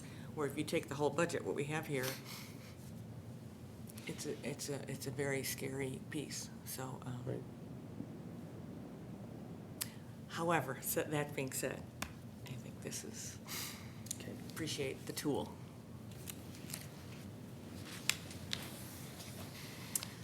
Thank you very much. The next item on the agenda, we had the junior high and senior high school climate, but we're going to move that to our January meeting because of some other situations. Okay, the next item on the agenda, board reports and annual joint conference. This past two weekends ago, I am happy to say that all of our board members and Kevin and Kim went down to the Tri-Conference in Chicago again. And there's a wealth of information there. So we like to try to give the board members an opportunity to speak to some of the things that they heard or were part of, or groups that they, listened to and talks and everything. So I'm just going to kind of open it up and see if there's anybody that would like to bring up, discuss something and share with what we have. Sure. I attended the Saturday conferences. Basically, the material I was looking at, the conversations that the people were having was all based more on technology in the classroom. I know we've been moving there more and more. It seems more school districts are. Some school districts are even, finding some ways to fund the devices for each and every student. That's wonderful. I don't think we're there yet. But every teacher and every administrator pretty much had the same point that, our students are going to be in this technology world. We've all known this for a long time. Technology keeps rapidly changing every day, as we all know. So the more engaged we can get, the better. I think our schools are already doing a pretty good job of that right now with the Google Chrome that they use and, getting students to be more interactive. I know we just put the Wi-Fi in to the two buildings, and we've got the pilot program for bring your own device. I just don't think we just need to do more and more and keep doing more. Every story I heard was wonderful, all the way down to a first grade teacher who said in her classroom, her first grade student came up and had a presentation made on her iPad. And she came up, and it was, only 30 seconds or 45 seconds, but it was, just a wonderful thing to see a student of that age engaged, in the classroom electronically, working towards the future, so. Marie, I went, one of the sessions I went to had to do with virtual schools, so classes and coursework that are available over the internet, and one of those was the Illinois Virtual School, which is state assembled programming that is available for districts to participate in. And they talked about different ways that the virtual instruction can be used in the classroom, either as a fully outside an at-home learning environment, or as a supplement to traditional classroom instruction in some sort of blended fashion. And they talked a little bit about something that intrigues me a lot, and I know I've talked a little bit about it before, is that notion of flipped instruction, of having your lecture side of your instruction, you view that at home, and then you go to school and do more of your project-based learning and your traditional kind of homework at school in groups or individually with assistance and guidance from the teachers. So that was interesting to see. And one of the things they said is as districts consider doing this or implementing some of this into their curriculum, is there's no need to reinvent the wheel. There's so much content and so much material out there, and a lot of it is based on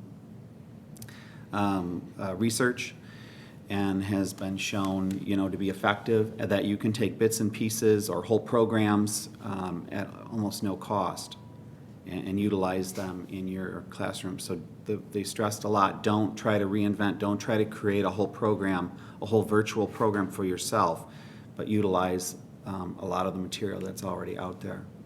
So it was interesting. So I took one of the courses half-day courses on Friday. It was Basics of Finance, which kind of went through how what we just did, put a budget together and put out your projections. So being the newbie, I thought I needed to get a little more knowledge on how the basics of finance work.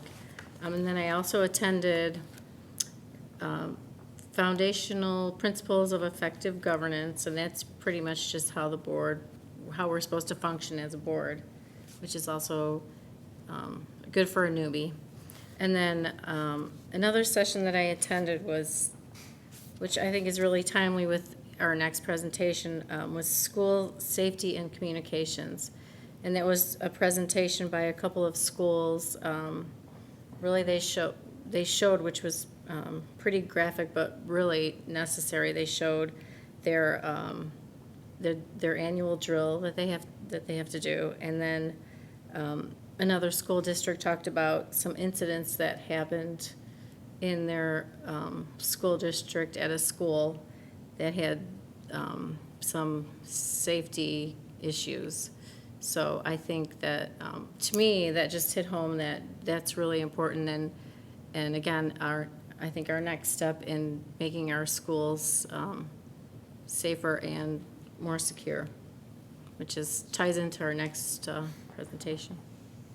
I'll go just because I sat in on part of the same one that Mara went to. And what I found interesting, some of the things that I took away from the numerous seminars and stuff, was the real focus. This year's Tri-Conference seemed to have a lot of different seminars on safety. And obviously, well, two things. One, I felt like a lot of the things that they were saying, I felt like our district was absolutely moving in the right direction with the ALICE training that we've had and some of these other things that we have done. So I think from what the programs that we have done, I felt happy to be in some of these rooms to hear that we are already taking the necessary steps to try to give our students and staff all the necessary safety precautions. But it did hit home very, very much, just again, what we're going to be talking about soon, that you have to do everything you can to try to make your facilities as safe as you can. And one of the conversations that they talked about was making sure that the buildings are safe. And one of the speakers talked about the importance of one of the recent shootings, and I don't mean to be flippant, but I don't remember which one it was, and that's a sad state too, about how a gunman got into a school but was not able to get past a certain spot in the school because of the way the building was designed.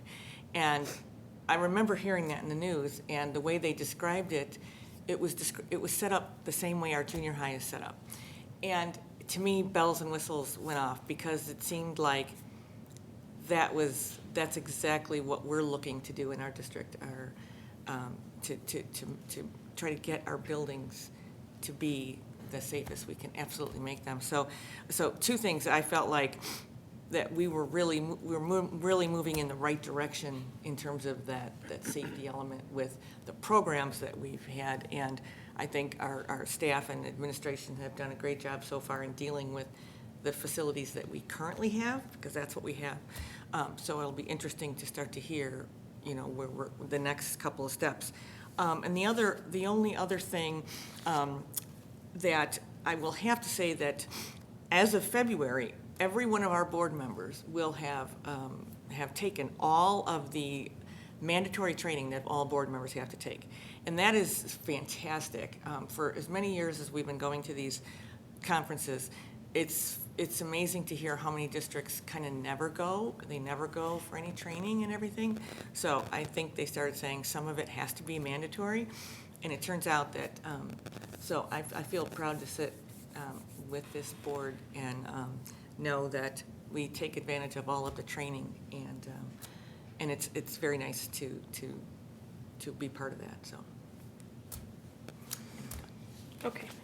So I guess one of the important functions of the Tri-I, this conference, is that it's really our association, right? It's the Illinois Association of School Boards, along with the other two, associations. But one of the things that happens for the benefit of people that maybe don't know as much or people that are watching is this is our opportunity as a school board to advise the association from all of our, opinions across the state, how we want them to advocate on our behalf at the state level. So one of the most important things that happens at the conference is the delegate assembly. So every school board has a representative that can go to the delegate assembly and takes part in all of the decisions that are being made as a voting member. So I attended the delegate assembly again this year, and there are lots of things that our association advocates and lobbies for at the state level, and I think some of them are fairly obvious. Pension reform, certainly our association, does not want pension obligations pushed down to the local level, and they're demanding pensions be fully funded, and I think those are obvious things. There are some things that we expect our association to be doing and are pretty common. Some other things that came up, and there are many resolutions, and you would have to really go look at them all because you don't want me to be here for an hour telling you what they are. So just sort of the highlights of the things that went on. There was quite a bit of discussion this year about charter schools. There were several things that were either voted on or not voted on or combined and that type of thing. And it's all around funding because, of course, money is the big thing these days, right? So, our association is advocating on behalf of public schooling and trying to ensure that districts where a charter school may be located don't lose an inordinate amount of funding because there may be students who choose to attend that school, because they often have a situation where a student may attend for part of the year and then return to the public school. Well, that funding isn't following that student. So once that funding determination is made at the beginning of the year, that's it. So our association is advocating on behalf of sort of trying to have funding follow the student and trying to ensure that public schooling in general, because we don't literally pay per child for things, right? It's the sum of the parts. It's the whole that really makes us successful. So when that money is pulled out per student for a charter school, it has a larger, negative effect on the public system. Very interesting thing that was voted on, and that is a position of the IASB, is actually to not advocate for funding for preschool programs. And I want to clarify, because ISB is very obviously supportive of wanting early childhood education, but with all the funding concerns and all the monetary issues across the country, our organization is continuing to advocate at the state level for the K through 12 funding that we need, which we're not getting all of. We're getting 89% of our general state aid and maybe 85%. So while there's a definite strong position of how important early childhood learning is, our organization, on behalf of all of us, is advocating for funding for K through 12. So, really not taking up that position that preschool education is really included in the general funding discussion.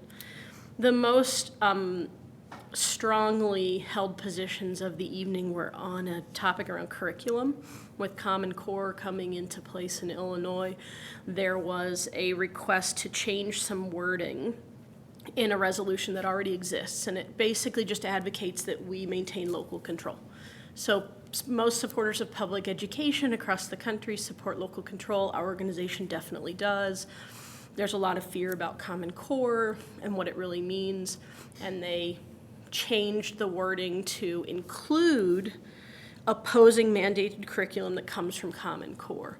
And the argument against that was, we already have this resolution that says we want to maintain local control, and that we as an association shouldn't be calling out Common Core specifically. And the vote ended up being about a third opposed to changing the wording and 2/3. So it did pass, and the wording is going to change to include this sentence about Common Core. But it was a very logical and sort of aggressive argument that was made that we already have a very strong resolution that advocates very strongly for a broader thing, and we shouldn't, call out this one little item. So that was a lot of aggression in the room on that one. A lot of people standing up and talking.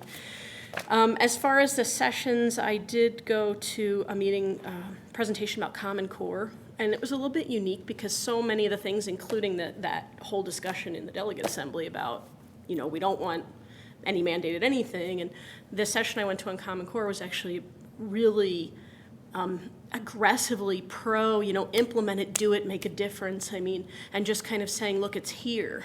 And, I can't remember, she used a really strange term, like, stop spitting in the wind or something. It was a very unique individual that presented this, that was sort of an attorney from a school district and was on a board. And she said, embrace it and make it your own and control it at a local level and do the things that are positive. And that was a little bit different than a lot of what we heard in a lot of other places at the conference, where the Common Core maybe isn't being quite as warmly received. She was just go, go, go, and, make it your own and that kind of thing.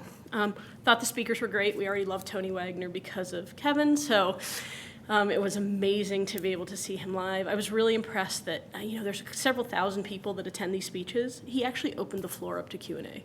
I mean, who does that in a venue that size? Like, I was just completely blown away that he just set aside part of his time and said, you guys go ahead and talk. I also thought it was interesting that the two speakers that spoke about education, it was really common theme. It's we adults are way too afraid of technology, and the future is so completely unpredictable, and we need to stop educating today's children for our future. We need to educate them for their future. And even though both of the speakers about education said those things very, very differently, we sort of break it down to what they said, that's what they said. Very different approach, very different way to go about it, very different display method and everything, but it kind of boiled down to we need to grow up and get out of the way. We need to stop being so afraid. We need to, embrace it, and I thought that was pretty powerful. For myself, I did see the two main keynote speakers on the educational aspect, and I agree. I mean, right along the same lines. The point that really kind of hit home was we don't know what the world is going to look like when today's kindergartners are graduating high school. Technology, the workplace, further education out beyond high school, things are just changing so rapidly. That was kind of a big concept to really, just package that way. I did also take advantage, again, as one of the new board members, of the financial one, which I found very educational. It took a lot of things. It really helped bring a lot of the pieces together. I've been following what we're doing here prior to my being on the board and things like that, but really it helped line some, kind of bundle some things a little bit better for me, which is nice. I also took advantage of some talks on community engagement and also, again, with leadership, things I've always been very big with, whether it's with my personal, professional, or, for lack of a better term, I'll say extracurricular activities, public activities, things like that, I've always been a very big fan of getting all sides of the story. Find out where's the other person coming from, why are they coming from, where they're coming from, getting different points of views, things like that. And when certain groups are very vocal about it and they come to you and they tell you what they think, but I'm interested in seeking out what are the less vocal people thinking, what is it they're not saying that's there that may be worth hearing. So I thought those were worthwhile. I also find it worthwhile as a networking event. I had a chance to meet a couple board members from other parts of the state. And coincidentally, actually this past weekend, I had a chance to have a meal with some teachers that were in the districts of some of the board members that I got to meet. And it was very interesting there also to kind of see the teachers' points of view and the board members' points of view on certain issues outside of our district. But again, things, on issues that some that do, some that don't, some that may affect us. So it was I thought it was a very well done event, and I enjoyed taking part of it. So I chose to attend two presentations, and to piggyback on what Marie said, I was astounded by how many sessions there were that discussed safety, because I went to two, neither one of which was the one that you attended. So a lot of information. And I did write down my thoughts because there's so much coming at you on that weekend. So I attended the first session I attended was the best practice and procedure session. It discussed the Illinois School Safety Drill Act, which establishes minimum requirements for conducting school safety drills and reviewing emergency crisis response plans. It gave significant examples of important resources for emergencies, maps, site plans, photos of the students and staff, rosters of the students and staff, all contained in a nice white binder in the principal's office, which might be a little bit unrealistic in the case of a crisis.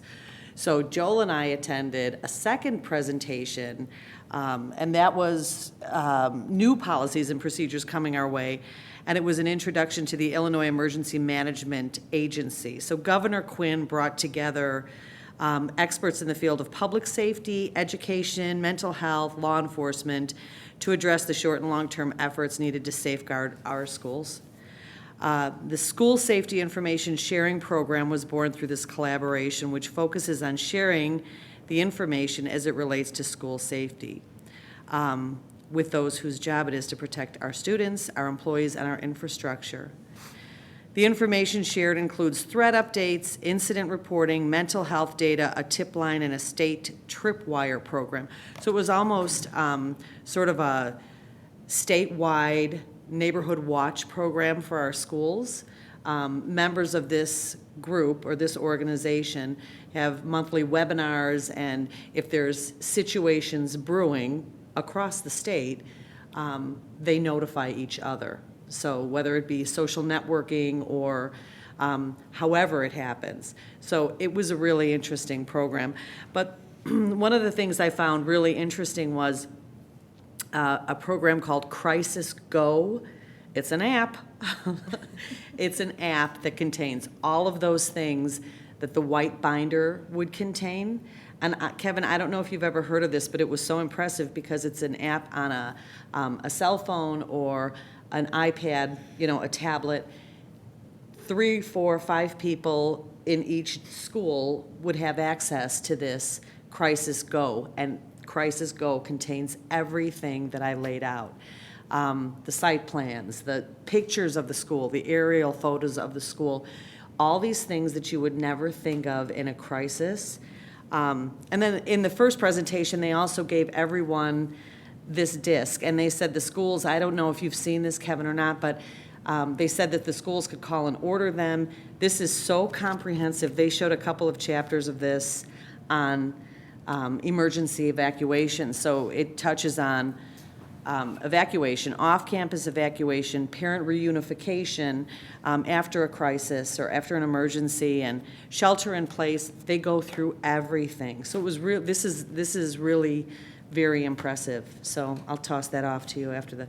So all in all, a really good presentation, and again, leading right into what our next presentation, because I think we've got a lot to do. But like you said, I think we're headed in the right direction.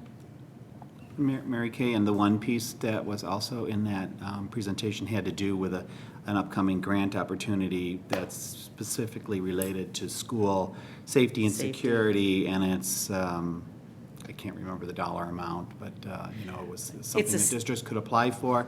Mm-hmm. And the question was asked during the session if districts who already kind of have plans ready and have been working on something, if they have a better opportunity to receive a grant award, and the answer was yes. So shovel-ready projects would get, and I have it all on my, I took some notes on my phone here, so I'll pass it all on to you. I think when considering the size of the state and the needs of the state, it was a, it's a nice grant, and you always hope that, we have the shovel-ready projects, and, it is all about the safety. So, I think it would be something, if we could go after it, might be worth looking at. I just have to add one thing to something that Matt said. The other thing that is really wonderful, even though most of us at this table are volunteers and we don't get paid, it's nice to network with other districts, whether you could be in a room with board members or other people. And it was really interesting to be able to talk about some of the things that we've been doing. Like one of the schools, we were talking about some kind of climate thing, so we got into the whole discussion about Rachel's Challenge. And this one board member was so excited about it. She took the information down and thought that was just a fantastic way to deal with things like that. And I said, oh yeah, we've had a climate committee for a number of years, and we've moved on this and stuff, and talking about the ALICE training and things like that. And it was really nice to be able to have people look at us and say, wow, there's really cool stuff going on in your area. Somebody was there from a nearby, and they said they'd heard about some of the things we've been doing. So that just felt really nice to network with our peers in the state and to have some of those conversations. I think also, and not to go on and on with that point, but because I agree, but the other thing that happened is Mara and I, when we went to boot camp and we took the majority of our training at the beginning of our term, we met a couple people, one from Schiller Park and one from Grays Lake. And it was interesting because we had extensive conversation with them on various scenarios at that training. We saw them again here, and that's something actually I hadn't really thought about, but I'm looking forward to, is being able to kind of saying, hey, how has their situation evolved and how has ours evolved, and what are they up against and how are they dealing with it? You know, they were new board members. They were going into different challenges than we are, but challenges we could face. So it was very neat to be able to you know, there's people here that we'll see again, and that's, you know, I look forward to it. And, you know, Mara and Matt have both talked about some of the new training, but, you know, at one of the general sessions, they did the awards for length of service. And, you know, there are school board members who have literally served on school boards longer than I've been alive. Yeah. And they went through and did these awards. And I was in a session sitting at a table with a gentleman who'd been on his board for 41 years. And I mean, it's literally overwhelming to listen to them go through these, you know, 50-something years of service and 40-something years of service. And it's fun to hear you two talk about, you know, the new stuff, and then you really think about, well, you get to see them again. Well, you know, some of them potentially for 40 or 50 years, you know. Like I think I sat next to that guy last year. Yeah, absolutely, right. So, yeah, because I don't think people realize, you know, that I don't think some of our constituents realize that, you know, there are boards in the state where it's the same faces for a really long time. Anyway, I think we all learned quite a bit. Okay, now we will move on to discussing our facility needs with Mr. Steve Cashman.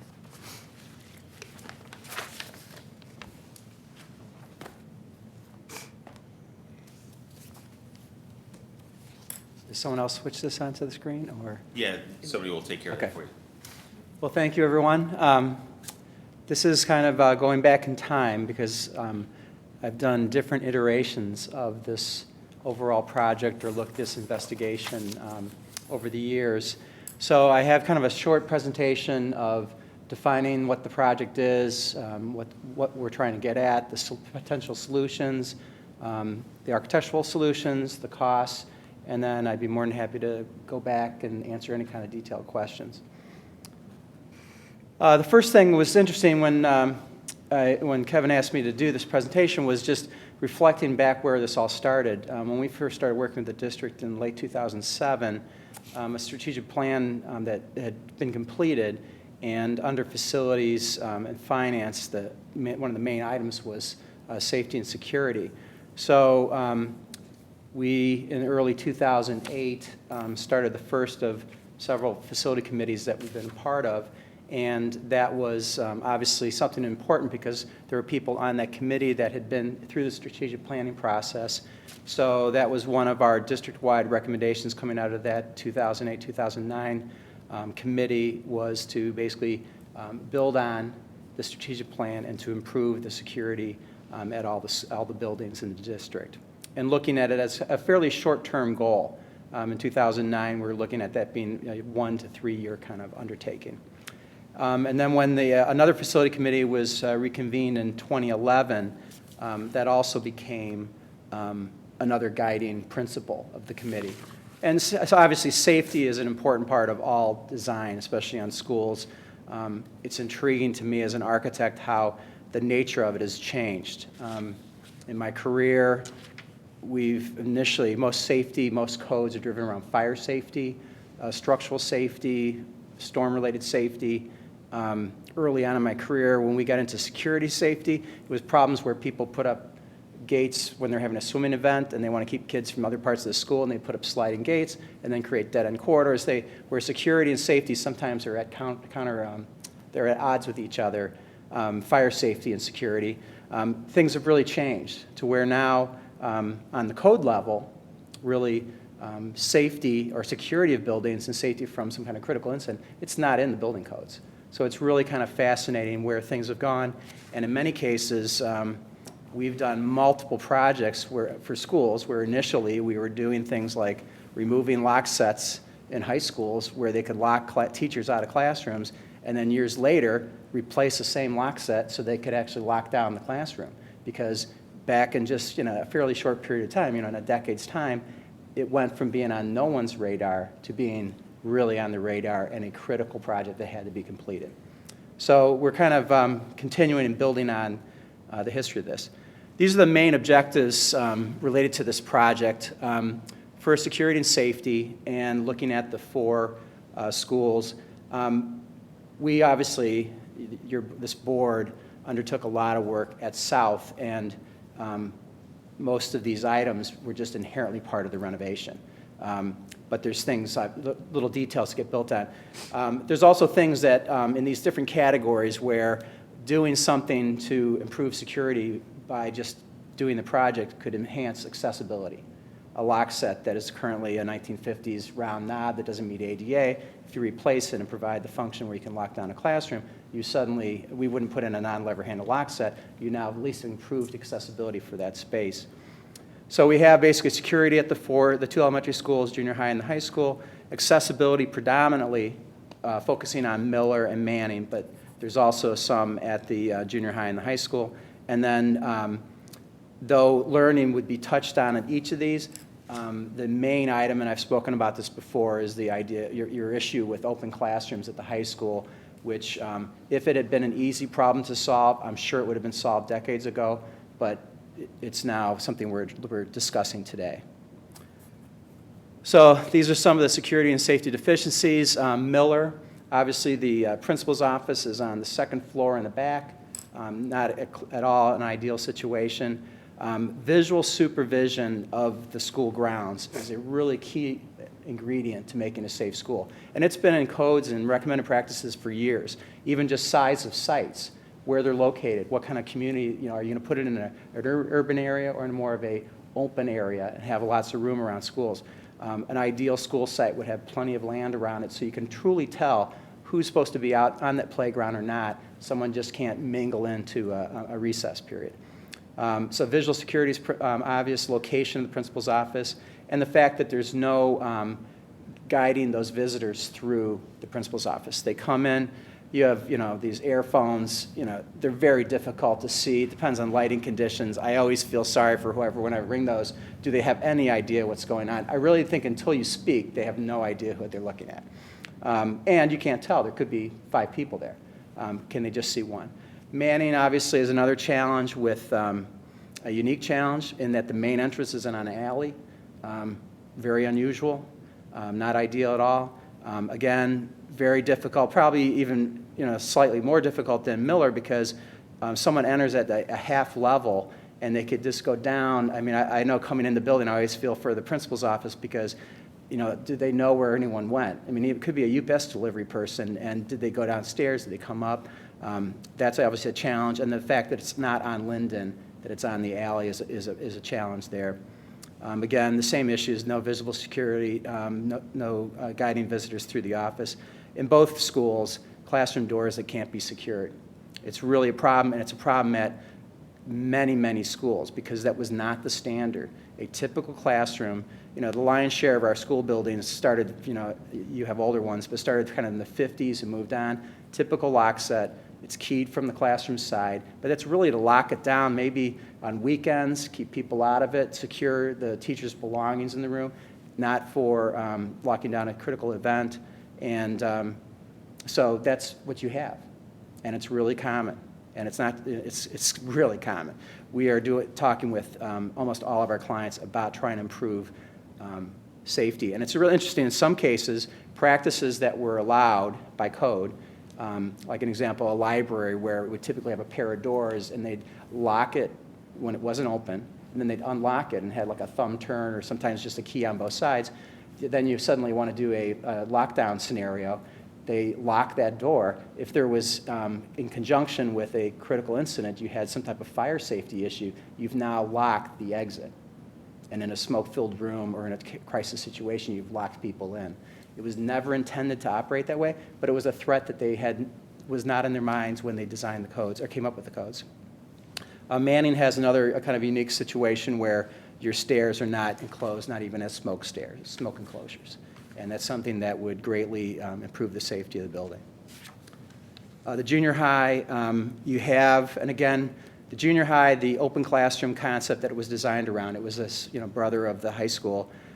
Just because it was rectilinear in design, had flat ceilings, there was an effort to enclose it, and they enclosed those classrooms much better than the attempts at the high school, but they're not fully enclosed. There's some where there's literally a slot where it's open into the room, and that was done because the cost of modifying the mechanical, electrical systems was just too onerous. And whenever that project was undertaken, it was just not in the cards to do it. And I could imagine a newer building, and then you're going to go and spend kind of money. I'm sure it was really, depressing and challenging at the same time. The high school, again, because of those sloping ceilings, the integral spline ceiling, fire suppression, lighting, a real challenge, and that's why those classrooms are still open, and even the ones in the perimeter, they've been enclosed to some degree, but they've left notches out because of not wanting to affect lighting, sprinkler systems. So there's obviously issues there. So safety, also at the high school. The high school, the principal's office has no window to the exterior. You have a scattered collection of spaces that kind of make up the principal's office. You do have a reception area, but there's a lot of ways into that building, and there's no way to secure. There isn't really a main entrance that can be secured. Accessibility, Miller, 3 levels, 1 at grade, then 1 down and 1 up, with no elevator access. You have a lift, but that's really a compromised situation at best. Elevators get utilized by people with disabilities, all different types of disabilities. Could be heart disease, could be grandma coming to visit. If you have a parent open house, having visitors use lifts, it's very difficult. And then what if you have multiple ones? It's really an unworkable situation. Elevators, everybody knows how to access it. If it's even locked down with a key, if you open it up, anyone can use it, and it's a more dignified way for people with disabilities, whatever those may be, to move around a building. ADA non-compliant hardware. So you really have restricted access at Miller for people with disabilities, whether those are students, staff, or visitors. Manning, another challenge with 3 levels. No wheelchair access. I mean, there is supposedly access through a kindergarten room, through the library, but I really don't consider that access to the building. It's not the main entrance. There's not a way. If you came there as a visitor, number one, you'd come to Linden if you'd never been there before, and it's not really the entrance. There's no way to get even to the main level of the building in a wheelchair. So accessibility is really challenged there. Restrooms are a real challenge, not only in their age, but urinals, they're on raised platforms. So to get to even address them, you're not changing out plumbing fixtures, you're starting over. So accessibility in restrooms has been a challenge. Also hardware. The high school is fascinating because it predated ADA. The designers made an attempt.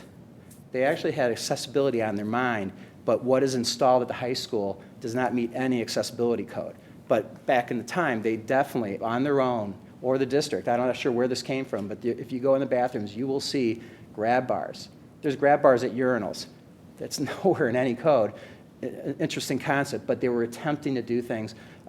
It doesn't truly meet ADA, so as part of this project, the idea is to get at that and address the accessibility of those restrooms. Learning environments, the junior high. One reason the junior high has such dissimilar classroom sizes is because of the existing mechanical electrical systems. When they put those partitions up, trying to go away from the open classroom plan, they weren't willing or able to address the cost, the collateral damage of affecting those systems. So they placed them where there was the least amount of resistance. So you end up with classrooms that are almost twice as large as the one next door. Similar problem at the high school where they just couldn't even enclose the ones on the interior, but that's the reason you have such unequal classrooms at the junior high. And then again, you still have some that are partially open, which causes noise is really a problem in learning environments. Noise from adjacent rooms is extremely problematic. At the high school, I mean, it's fascinating to be there during the school day. Now with your enrollment being a little lower, you have a dip, but there's a large group coming. to be in one class and hearing another language being spoken in a foreign language class, it's just really distracting and really a challenge for a learning environment. That's really one of your greatest obstacles in the built environment is the high school open classroom design. One thing I want to note on here, because it really was part of a phased thing, was, again, your lack of windows that used to exist at the high school, which is also proven through all kinds of studies to be a hindrance to learning. You've made a great improvement by doing that investment a couple of years ago to where now the perimeter classrooms actually have natural light. So that was actually tied in this project as part of it, and you chose in the past to actually go after that. So these are the proposed solutions. Basically, at Miller, an addition on the north side of Miller to create a normal and practical principal's office that is the first place you go. That can be, when the kids are first coming, it's open. Once school day starts, it's locked down, and they have to enter through the principal's office. They have visual supervision of who's coming and going even before they get to the door. And then you have what we're proposing is an elevator addition to link the 3 levels together, the ground level, the lower level, and the upper level. Replacing door hardware, extending fire suppression throughout the building. We'll need suppression in the additions. And as part of that, we would basically provide fire suppression, which then improves it on a fire safety level. The art and music room is really adjacent and it's going to be affected by this project. It would be improved and it's something that's part of this project. And then this addition would also have some additional meeting space, which is at a premium in all your buildings, but especially at Miller. At Manning, it would be a 3-story addition on the Linden side. It would incorporate a principal's office. We would have an accessible main entrance to the school. Again, you'd have visual supervision of Linden, the main address and exposure for the school. We also had proposed addressing the traffic at that building. Right now, visitors are parking in the alley. What has been proposed in the past and as part of this project is basically creating a drop-off lane like you did at Miller. That was done years ago to improve the circulation at Miller. We're proposing to do it at Manning and then to create some visitor parking across the street where you have your playground. Elevator access to all 3 floors, improved security with and accessibility with door hardware replacement, increasing the fire suppression system. You actually have one that was inspired by Our Lady of Angels Fire. Getting at those open stairwells so that they truly are enclosed and give you increased safety and time in the event of a fire or smoke. And then getting at these restrooms that are really a challenge in accessibility and also in count. You have a large population at Manning, and you could use additional restroom facilities. So that's part of the proposed solution. At the junior high, it's basically renovating, no additions or anything, but just renovating the classroom area. It's important to know that actually the first year we did any work at the district, we did a solution like we're proposing at Miller and at Manning at the junior high. There had been money earmarked to solve their security issue at the principal's office, but the money was really earmarked to do it with technology, to try to do it with cameras. And the more we got into that with the principal, assistant principal, superintendent, with Mike, it just didn't seem like it was going to be workable. So the project changed. We started talking about even the principal's office. There was a lot of poorly used space. It opened in the early 70s. Had gone through all kinds of changes and was really a non-functional principal's office. So we renovated it and basically created it what I would call a typical state-of-the-art principal's office, where you come into a vestibule, it's secured, and then that you come in through the principal's office, so they are the point, and they secure visitors coming into the building.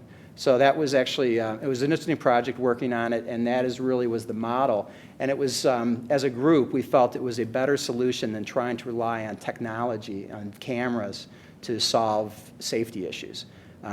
Because again, what if you just had the camera and at a certain time of day, you can't see who's out there? So that was really interesting, but it was a great process working on it with Mike and with the district, and it's kind of a guide on how we would approach both Miller and Manning. So we would get at and balance these classroom sizes. We would improve their safety so you could literally lock down all the classrooms. The junior high is one of these projects, is one of the simpler projects. At the high school, is really renovating the main west portion of the high school on the interior to, number one, create a true principal's office, one that is really at the front entrance. And this would solve all kinds of other issues that are not even safety issues. There's privacy issues. You have offices with no ceilings on them, where there are private conversations going on between school leadership and students, between staff. That would be addressed, and we'd be able to create a secure main entrance to the building. We would then really look at the entire south wing and start over and look at all those classroom spaces. When we did the window project that you approved a couple of years ago, we tried to lay out the windows in a very kind of standardized spacing to allow us as much flexibility as possible when you ever approach this phase. So we followed the structural grid. I really believe when you go after and renovate that portion of the building, you're going to create net new space because there's a lot of wasted space there. I mean, there's classrooms that are odd sizes, way too big for the size of the class sizes you have. And I really think working with your teachers, your principals, and administration, you could come up with a design that totally supports the curriculum today and the future and will create additional spaces, which we've always viewed as a positive, whether that's for your own programs or for someone like SACID, where you can actually bring in some income and support another partner. So the high school, that's going to be a fascinating renovation. We're looking at also trying to bring some natural light to those interior classrooms. So what had been proposed is bringing in skylights and clear story windows so that some natural light can be brought into those spaces. The fire department, probably the first day we ever toured with the fire department, they really want us to get at the high school's fire suppression system. It's great that you have one there, but there's 3 services. So they literally, it's like 3 buildings. If there's an alarm, it's like 3 buildings. And they have to bring in multiple towns to even go out there. We would connect them all together. This type of approach was obviously allowed in the early 70s. No one does it anymore, and it's been on the to-do list for the Westmont Fire Department for years. So that would be part of the project. I'll quickly just go through some simple designs so you can see the basic approach. This is Miller's first floor. The areas in blue are new, are additions. The areas in red are heavy renovation, and then the areas in green are medium renovation. If it's gray, it's really no renovation. There might be some work, like in this case, we would be using side discharge sprinkler heads to put suppression in these classrooms, but we wouldn't, in this project, we're not going in and renovating these classrooms in general. So you can see off of Traube, we'd have a new principal's office entrance. This is an interesting building in that there's really only one good location for an elevator. Usually there's multiple spots where you could put one, but the trick, this Miller is kind of like a split level house where you have the level at grade and then you have level down and up. We had to find one spot that's in common of all 3, and that would be near circulation. So it would basically be, if you imagine coming into Miller, it would be to the right is where the elevator access would be, and it would be a multi-door, multi-stop elevator that would allow access to all levels. The second level is basically just interior renovation. So we're not adding space on the second floor. We did some nice projects there 2 years ago in the library, moving the kindergarten to a better location, and renovations, some better staff space. We would improve the nurse's office. Basically, the area that's currently the principal's office would become an appropriate nurse's office for an elementary school. Accessibility, I mean, you as school board, as a school district and as a board, you serve such a different student body today than what was envisioned in 1950 when this building was built. A nurse's office, the one that exists, the nurses do a great job of overcoming these obstacles. They're not adequate for the type of students that could come through your doors. So they tend to be much bigger spaces and much more flexible spaces to address all the different types of students and their needs that could exist. So at both Miller and Manning, we're proposing new nurse's office that would support, would help with accessibility also. Let's see here. Manning, this is the lower level of Manning. I'm going to jump forward just for a second to start at ground level. So this is the first level of first floor of Manning. So you can see this is north is to the right. Linden is on the bottom here. The idea is creating an addition off of the east side of Manning that would allow visibility and get the entrance off the alley. We'd create basically a drop-off lane similar to what you did at Miller in years past, and then across the street where you own the playground area, create some visitor parking, and really create a center area to get the principal's office in the middle, and then allow for both security and for accessibility. We'd have a ramp entrance to the building. We'd have then elevator access to the lower level, the main level, and the upper level. Now let me jump back to the lower level here. In this case, we're renovating the core bathroom areas. We're adding some additional support space. That was in the whole facility committee process. That was an area that was really, we needed additional space, was breakout space, meeting space at Miller. So there are educational advantages here in addressing the security. We'd be improving the educational aspect and those services. The areas in red, again, are heavy renovation on the two ends, and we're taking those stairs and enclosing them. And then there's renovations related to kind of tying it all together. And then here's the upper level with the addition, improving the bathrooms, renovating and closing the stairs, and then the medium renovation, especially through the hallways, is kind of connecting all these pieces together. This is the junior high, and basically shows the areas in green are the classroom areas that used to be open classrooms and that have been enclosed. You can even see this is showing just color coding, but you can see some of the dissimilar sizes where there's two smaller classrooms that are next to a humongous classroom. And if you go there and look, I mean, it's a huge waste of space. It wouldn't surprise me in working through the process with your educators that we again also might create some net new space here, because there's some of these spaces are so grossly oversized. If we really thought about, okay, what's your target class size? What kind of spaces do you need? It's conceivable that we'd create some new space also. The main entrance, this shows what's sitting there today, the renovation of that principal's office to a more secured principal's office and main entrance. And then this is the first floor level of the proposed renovation at the high school. The main kind of pink area at the entrance is really creating a truly consolidated principal's office where the principal and staff can literally see outside, can see someone approaching the building. The current reception area becomes an improved and accessible nurse's office. So, and we also address the issues with privacy and security in that principal's office. Then the whole area to the left here is that classroom wing, and this is looking at renovating both the outside and the inside. The windows obviously have already been completed. The center auditorium area, we're not doing anything, but then we're also renovating the area to the north on the right-hand side of this and renovating those existing classroom spaces. There's a lot of volume here, and this, as we talked about before, this would be a multi-year project to complete this interior renovation. And then this is a summary of the project costs. I presented before. These weren't just gross numbers we came up with. These were based on working with Executive Construction, Inc., a construction management firm that's been involved through these different studies.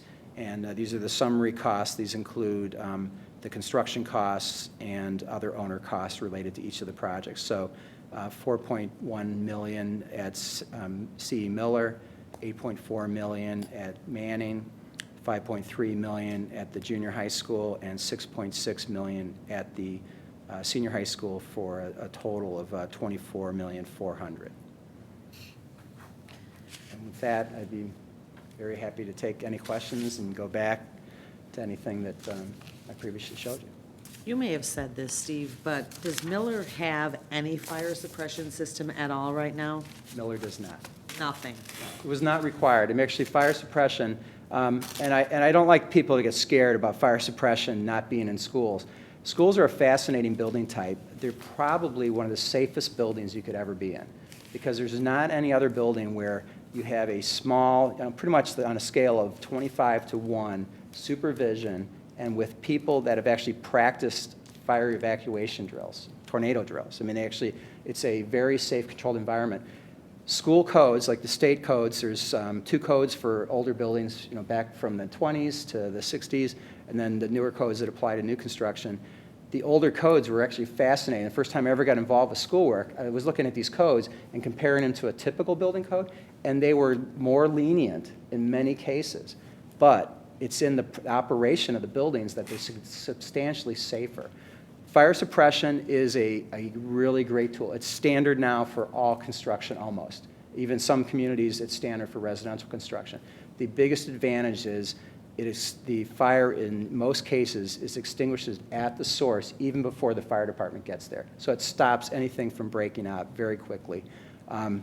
New construction, additions on schools, unless they're very tiny, need suppression. Once we get into a larger addition on a small building, it just makes sense to extend it everywhere. So Miller has none. Manning, though there is fire suppression in Manning, from a code perspective, I can't treat it like it has fire suppression because it's not throughout the entire building and it doesn't meet the current standards. In a typical case in codes, if you have fire suppression, if I had a dead-end quarter situation, I can make that longer if I have fire suppression than without, because they know that the fire will tend to spread slower, it'll be contained, so they take some other fire safety items or exiting items and they give you exceptions or they extend the size the building can be. Manning, the idea would be to get it up to today's code, and we'd likely be taking out and replacing everything that's there because we know all the heads are not, no one even makes them anymore, same at the high school. If we can use some of the piping, we will, but we'll basically create new fire suppression in Manning and in Miller. So does the amount of work that's being done in each building, does that mandate the suppression system, or are schools grandfathered in where 25% construction? You could make a case at probably both of them that you're not required by code to do them. I would highly recommend doing them. Because once you get the main, once we have to do the head end to do the addition, there's a lot of work and cost involved in that. Once you get to that point, now you're running branch piping out to spaces. Getting into classrooms, we had to, St. Viator High School is one of our clients, and we did a number of additions to where we expanded the building beyond the size that the Arlington Heights would allow them to go without fire suppression. Getting into the classrooms, that was the easiest part. It was really getting the main system going, the stairs, the risers. So in this proposal, we're probably being a little conservative, but I think it's a smart move. Your buildings are different. Miller is a non-combustible construction throughout. It's different types of construction, but it's basically masonry and steel. Manning, because of its age, you have wood framing in parts of Manning. I mean, Mike and I mean, a lot of this stuff predates Mike, and he's been around here a long time. When we were working on, was it fire alarm? We ended up finding that, I mean, there's some attic spaces that we physically cannot get up into. We always assumed they were non-sprinklered, but when we tore out and opened up some areas, we found that back when they put the sprinklers in, they ran heads up into the attic, which is amazing, because the reason we thought they wouldn't be sprinkled is it's not heated space, and these are wet pipe sprinkler systems, but there's such heat loss in the attic area that they've never gone. But it really made us feel better that, okay, if a fire broke out on the south end of the third level, up in that attic space, at least it would likely be controlled and slowed down in that area. If we go in and extend the system, we would just take that a step further. Right. Our hope would be, and it's shown in those drawings, is any area we touched, if we could, and it was part of the project, we would change out the framing and take out wood stud walls and put in steel walls or masonry walls to improve and bring it up. But you'll always have some wood framing there unless you literally knock down the 1920s, 1940s. Yeah, so to the first two phases of the school, that would be, starting over basically. So, yeah. So the fire suppression, that's where it's nice that you already have it there, though it's not, code. It makes Manning a safer building because it would just slow down the spread of fire. Right. Thanks. Sure. I have a couple questions. I don't want to go too far into some of the details, but one of the questions on Manning on slide, I think it was 13. Just a quick question on the parking. First of all, the parking there I think has always been a problem, having to park in the alley, stuff that's hard to get to. The alley is not well paved and things like that further down and so forth. Does this the redirection of the flow of traffic kind of into the, I don't know what you want to call it, the little insert there, where they'd be Right. close to the school. Would that affect the flow of traffic on Linden itself? Like, would we still have one way during certain parts of the day, that kind of thing? That was the assumption with this. If you go forward with this, we're going to have a lot of work to do with both the Village of Westmont and with the county to determine, what we're doing, because we're touching public right-of-way, stormwater. Sure. So there'd be some challenges. But this was really, the concept was to get at these two issues, creating a better drop-off, because right now, you really don't have one using the street. And then trying to do something for visitor parking. Sure. Because, where they park back in the alley by the playground, well, it would end up being the most distant point from the main entrance to the building. It would be quite a haul. Just so you know, so Miller already has this, and we still have one way You do. on the main street. Right, during the beginning and end of the during day. beginning and ending of the day. So I mean, certainly we have a position to advocate from, Okay. to have that traffic pattern remain regardless of whether you put in the drop-off lane, because we have that traffic pattern at our other elementary building. Okay. And also, recognizing, like you said, it's somewhat conceptual. My question is, kind of where I'm going with this, is the parking that's now across the street that you added, which I really like. But obviously, it's angled this way because of the one-way traffic. Does Correct. it create a problem at the end of the day when there's two-way traffic? We have a lot of work we'd have to do on this. This was actually interesting. This came from the facility committee, even had ideas of, do you make this a one-way street? And the committee and a group all felt this would have to be a community decision. I mean, you'd really have to get all the neighbors involved and talk about, because they deal with this traffic every school day. So what are their feelings about how do you solve traffic issues around this building? Bus drop-off, over on the side, that's always been a challenge. So I think that if this project goes forward, that's going to be a really big challenge, is trying to figure out how to solve it. This may not end up being what the solution is. But the feeling was these two components trying to do something with visitor parking. So maybe these have to be 90-degree spaces. Maybe we were trying to take as little out of that playground as possible, which the advantage of this, and get as many spaces as possible. But it could be something else. It could be that we're not permitted to do this. Okay. That's yet to be determined. I don't know the exact answer to that challenge. For the junior high, one of my questions has to do with, you mentioned a couple times that we have a gain in space through better utilization of what we've got.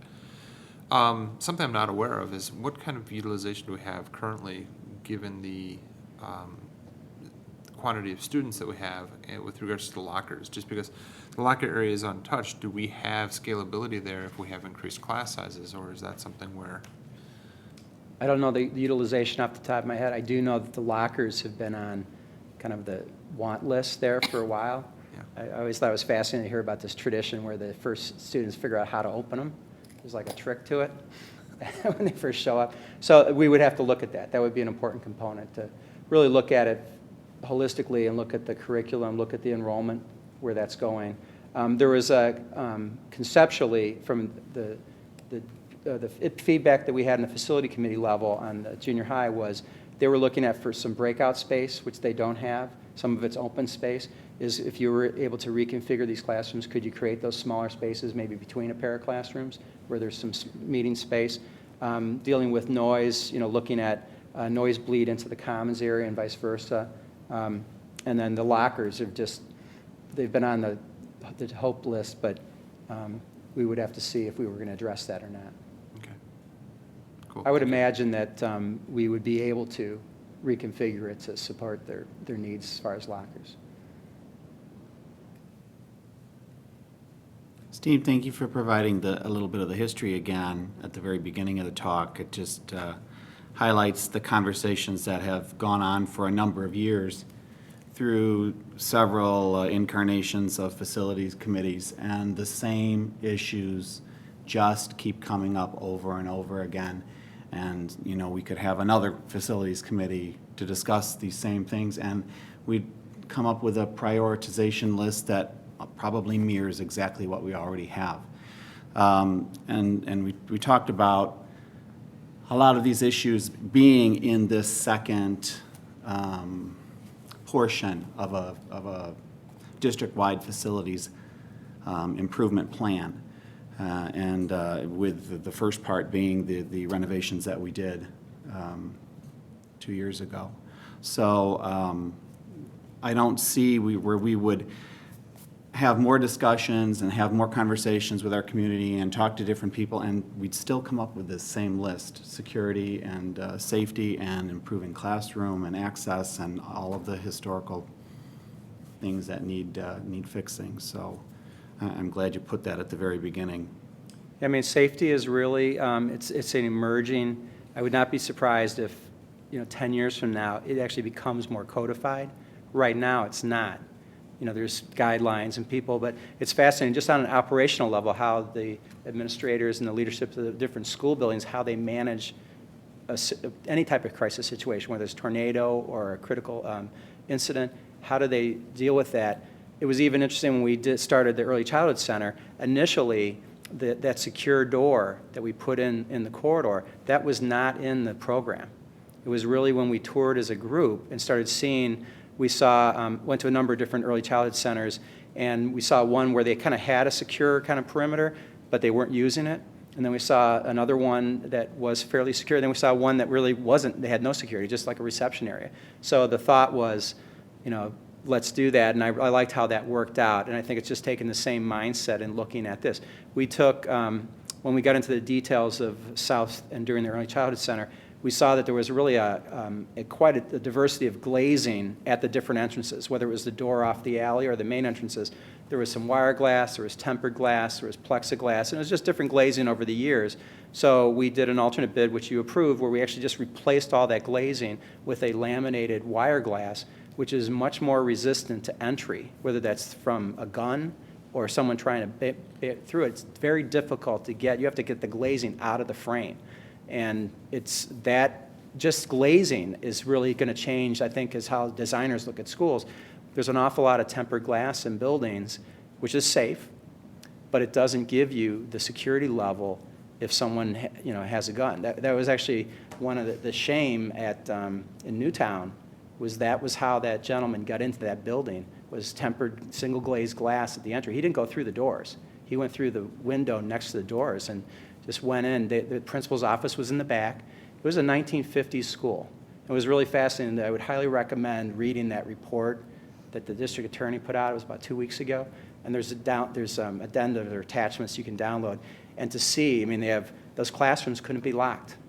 It was a shame. Those 2 classrooms, they had just standard lock sets.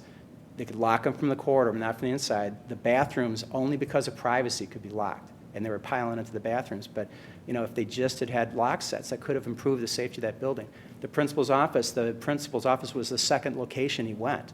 The first, I think it was the principal and either an assistant principal were killed in the corridor. He had full reign to that school. They couldn't see him even pull up. So it's really making us as designers think differently. Visual supervision. If they had been able to see him pull up and see a guy get out of a car with a weapon, I think the 911 call, and it's all, it's improving safety. There's no, solution that's going to solve all possible scenarios, but anything you can do to improve, by 1 minute to, improve just any kind of level of safety, and all those little changes would have helped. I was initially surprised that they were going to knock down and build a new school, but after seeing what I saw, for a number of reasons, it makes sense because they need to build a safer, more secure school, especially there. So I think we're all learning, and as we go, I think we'll keep changing. Classroom doors typically are tempered glass. Do we go away from that and put some type of safety, some kind of wire glass or laminated glass in a classroom door so that it's more resistant to forced entry? If it just slowed someone down, it could be enough to save one person. So it's a learning experience. It's going to be interesting. It's really the fact that it's coming up more, and it's amazing. This has been at different levels. There's been incidents like this over the years, and how we respond. Nutria High School is a client of ours. They had that Lori Dan incident years ago, and they're an open campus, which makes it really challenging at high school level to secure a building when kids are coming and going. And they were really hesitant to do things to modify because they didn't want to, even though they're concerned about safety, they were really worried about how else would it impact this environment, this kind of setting that they have. And they're a very successful high school. Once Virginia Tech happened, they said, we got to change this. And they replaced every single lock set in the offices and classrooms in that building. It was thousands of lock sets because they had a policy that you wouldn't be able to lock a classroom door from inside. And they realized they had to change that. So they did it, and it was a big project for them, but they basically did that to, it's an open campus, so they still have that exposure, but now at least the classrooms could be locked down. And I'm not sure if you're done, but I just wanted to piggyback on something that Joel said. It is interesting how many people through the years have had input into these facility plans, and again, the same things keep coming up.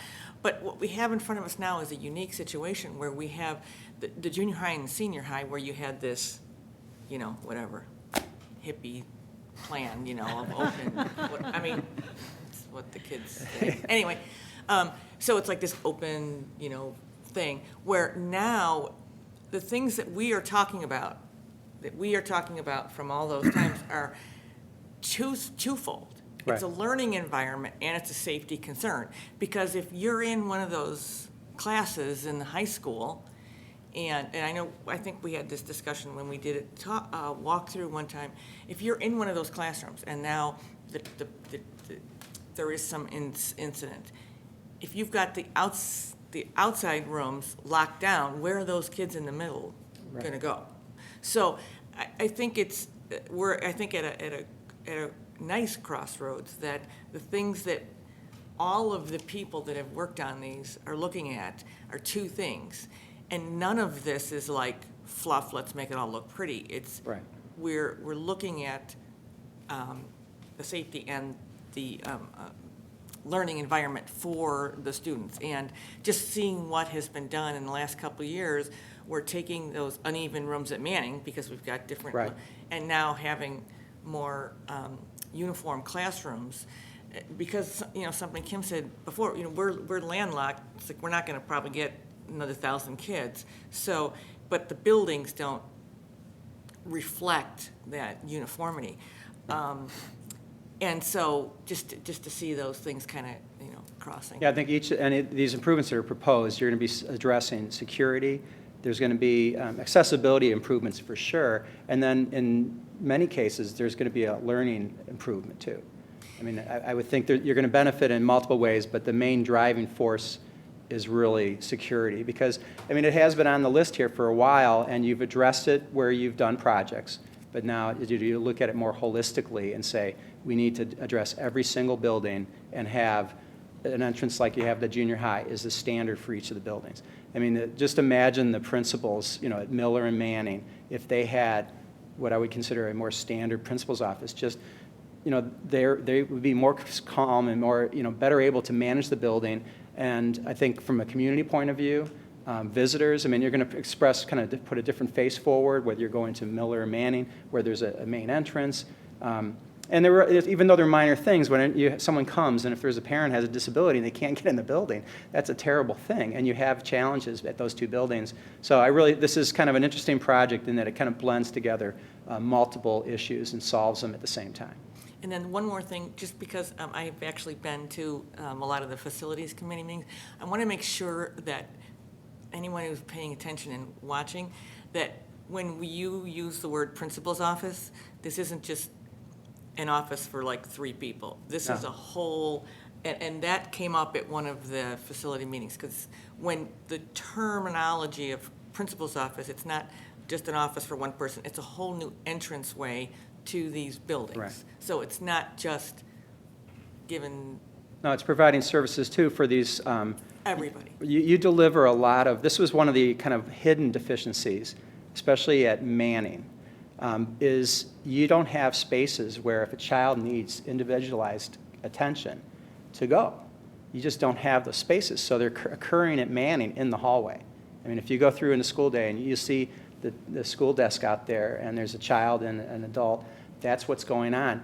These projects, both at Miller and especially at Manning, we're creating new spaces to allow that to happen in an appropriate environment. There needs to be, on all different levels, the student needs to be getting that care in the right environment, and a desk in the hallway is not the right environment. But just from the safety piece, these are new.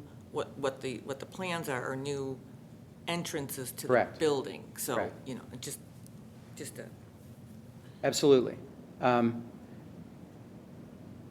me just jump here to, like, this would really be, you know, a new entrance, a new way in. If someone come, it would be normal, too. They would expect to come to Linden. That's the address. They would expect to come there. They'd come in, whether they're coming up stairs or coming up the ramp, they can get there in an accessible manner. If it's after school hours, they're coming into the principal's office, and now they'll go somewhere else. They could be coming for a meeting. There's meeting space. That's you're lacking meeting spaces at each of your buildings, but especially at the 2 elementary schools. So there's additional meeting space. So it's not just the principal. It's really a suite of spaces, and the principal is obviously the leadership of the school and needs to be the person that's guiding the secure and safe environment for the students. So. well, and just one more thing about that is to look at just what's been done at South, where in past years, you know, and this was always a discussion that everybody had, you could be in that building and in that kindergarten classroom in, you know, 5 Right. seconds. And so it's wonderful to see that entrance to the room changed and Right. now having those secure doors there. I mean, that is, and I know a lot of the people that went through the walkthrough to see that commented on that, because that was always a very scary situation.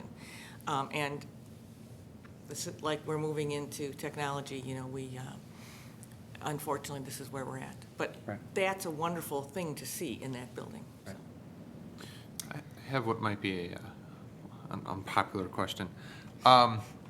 Given the way you know, we were talking earlier about technology and the way it's evolving and things like that, and you can't just always wait for it to get to the end, because there's no end. It's going to keep changing. Something like that. You have to rip off the Band-Aid at some point and say, this is what we're going with.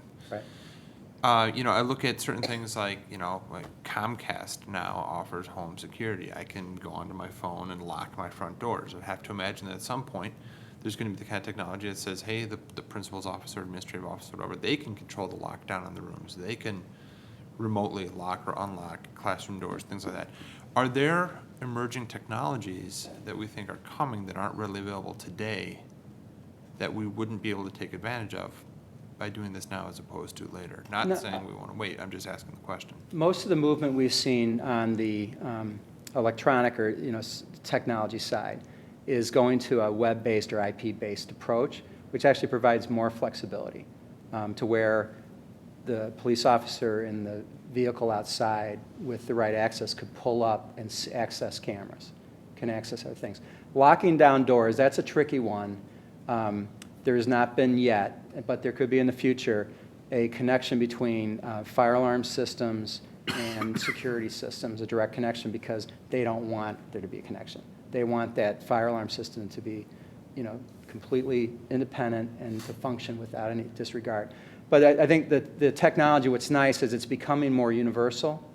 Even systems just 5 years ago that were proprietary, and we were running coax cable around buildings, now they're just getting onto the district network, their Ethernet network, and are another IP device that's ability to do video, whatever. So there's improvements there. So your infrastructure that you're already doing and that you're going to be expanding on yours, I think will allow whatever's going to come, because that seems to be the direction. I think people learned we have way too many separate systems. I mean, it's fascinating when you renovate a building and you start looking at temperature control cabling, clock PA wires, the fire alarm cable.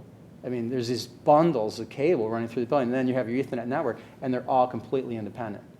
And it's, in a way, you know, inefficient, but I think now they're starting to bring them together. So it seems the basis is going to be the Ethernet network that you have, whether it's wired or wireless in a building. Okay. And that seems to be the route. And when it comes to the wireless side, I mean, it's amazing, you know, the model that seems to be emerging on, at least if you work on a high school level down, is an access point in every single room.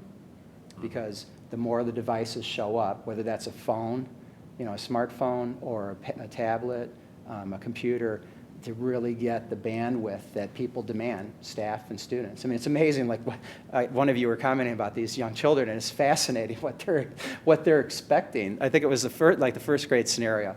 I mean, they don't think it's anything unusual. They think it's normal.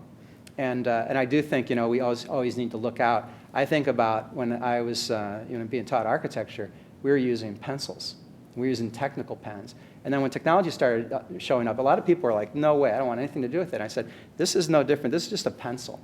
I mean, this is no different than that technical pen. So master the pencil, the tool, whatever the tool may be. You just have to continue to learn and master the tool. And I think for technology, it's going to be like that, whether it's this or, you know, who knows what we'll be carrying around 10, 15 years from now, or what our grandchildren will be doing, who knows. But it's amazing, and I think whatever you invest technology-wise, I think you're going to be flexible. Now, flexibility is crucial. We always talk about with the facility committee, you want to design things that are good for, these are 25-year plus investments, so they need to be flexible. And so long as they're flexible, you as a board or the teachers, they'll have the ability to roll with the punches and change how they're teaching to respond to the future. And you know, I think it was interesting, like those 3 rooms in Manning on that second level that we converted into 2 nice-sized classrooms. Those rooms, you could teach anything in there because they have the flexibility. You know, you're not limited to having one seating arrangement. You could really set those rooms up in multiple ways, and I imagine just in the couple years they've been used, they've moved things around and kind of experimented with them. So flexibility in design is crucial because we just don't know what the future is going to hold. Okay. Thank you. Thank you. Thank you. Thank you. Okay, the next item on the agenda, action items. The first one is the resolution to adopt the tax levy. The chair will entertain a motion to adopt the resolution setting the 2013 tax levy as presented. So moved. Second? Roll call, please. Mrs. Natbush? Yes. Mr. Johnson? Yes. Mrs. Hancock? Yes. Ms. Caparelli? Yes. Mr. Armstrong? Yes. Mr. Price? Yes. Mrs. Charlton? Yes. The next one is kind of a housekeeping, approval of additional December 2013 expenditure report. The chair will entertain a motion to authorize and direct the treasurer to pay any additional bills received before December 31st, 2013 that have been budgeted for the current fiscal year. So moved. Second? Roll call, please. Mr. Johnson? Yes. Mrs. Hancock? Yes. Mrs. Charlton? Yes. Ms. Caparelli? Yes. Mr. Armstrong? Yes. Mr. Price? Yes. Mrs. Natbush? Yes. And then the third motion. The chair will entertain a motion to approve the adoption of the resolution providing for and requiring the submission of the proposition of increasing the debt service extension base of the district to the voters of the district at the general primary election to be held on the 18th day of March 2014 as presented. So moved. Second? Roll call, please. Mr. Armstrong? Yes. Ms. Caparelli? Yes. Mrs. Hancock? Yes. Mr. Johnson? Yes. Mrs. Natbush? Yes. Mr. Price? Yes. Mrs. Charlton? Yes. Motion carried. Superintendent's report. First, with regards to the resolution the board just passed, we heard from Steve Cashman talk about the facility needs within the district and the fact that we want to improve the safety and security of our buildings, also improve the educational environment. And the resolution that the board passed that now creates the funding mechanism, or potentially creates the funding mechanism in order to accomplish those projects. And so essentially we'll be asking our voters to approve a debt service extension base, which then provides us a revenue stream to, if we issue bonds for those projects, to pay back those bonds in a timely fashion. So it'll be a busy time between now and March 18th. But then, and then part of my, do the communication piece now, the one item I had there was the fact that now we'll be looking for community members who would like to work with the district to help educate our community prior to March 18th so that our community knows what it is that we're asking of them to approve for the school district. Right. In terms of the EPIRT update, included in the board book, I asked each of the facilitators to kind of put together a summary of what they've been focusing on. And so you have that there. Each of the groups are approaching it a little bit differently. I will tell you that when that final report comes to the board, it will be a template so that it'll be much cleaner and easier to look at, and we'll have the pertinent information that we're looking for But the summer school, Linda Cloudwater is working on that piece, and she is anticipating a meeting prior to our winter break to begin looking at that information with that group. The class size, district organization, I've been gathering research on organizing school districts and grade levels and so forth for the community review, but then also looking at the class size and the financial impact on that. And our meeting will be December 17th at 7 o'clock at Manning. And an email went out to individuals asking for their assistance, or if anybody knows of people who would like to be involved in that, please share that information with them. The gifted and AP program, they more or less are looking at where we're at right now with our program. And then Kim is supplying the what we're budgeting for each of those areas. And then the next piece of that is, okay, what do we want it to look like? And again, what that the financial implications would be for that as well. And the high school and the junior high. And then the Kevin Weck's been working on the pool question, how we approach that. We have looking at extensive improvements to the pool if we want to maintain the pool. And he's also been talking to some outside entities as well to see if they would like to partner with that. And then Nancy Battaglia has been working on the e-purse she already had, or technology has had one meeting on November 25th. And again, they're looking at the same, technology in the district, where we'd like to see technology go, and again, what the funding looks like for that. So what's missing from here? Didn't we have more topics? Isn't something missing? I think that's all the, is there one? Staff development? Staff development, yes. Yes. Yes, all right. Sorry. That's all right. No, I'll get the update on staff development. Thanks. Okay, that's it? Okay, then, almost the last thing we have is board reports. But before we go into that, I do want to just bring up the upcoming things that are happening, especially this week. So tomorrow night at the high school is the gallery opening and the winter concert. That's December 11th at 6:30. The next night is the Westmont Junior High School Winter Band Concert, which is at 7 o'clock, which is at the high school. It's at the high school. Then the 5th grade band is on December 16th, band concert, 7 o'clock, at the high school. And then on the 19th is the Westmont Junior High Winter Choral Concert, 7 o'clock, at the junior high school. Definitely look at your calendars. And then our next board meeting will be January 14th. So I would just like to, as our last meeting of the year, say happy holidays, Merry Christmas to everyone, Happy New Year, and look forward to another great year. Now that I've said that, anyone else can, just board reports, go ahead. Yes, I don't know if he's still in the building, can hear this, but I did want to thank Mr. Cashman publicly for hosting the Thanksgiving dinner at the high school. It was an absolutely wonderful event. I was able to, first of all, we were invited. It was a pleasure to attend, and it was great really seeing a lot of the high school kids dress up for it. And it was a lot of fun. I was really, it's great that he does that. So I don't know if he's might still be downstairs and can hear this, because I know we broadcast throughout the building, but Steve, thank you.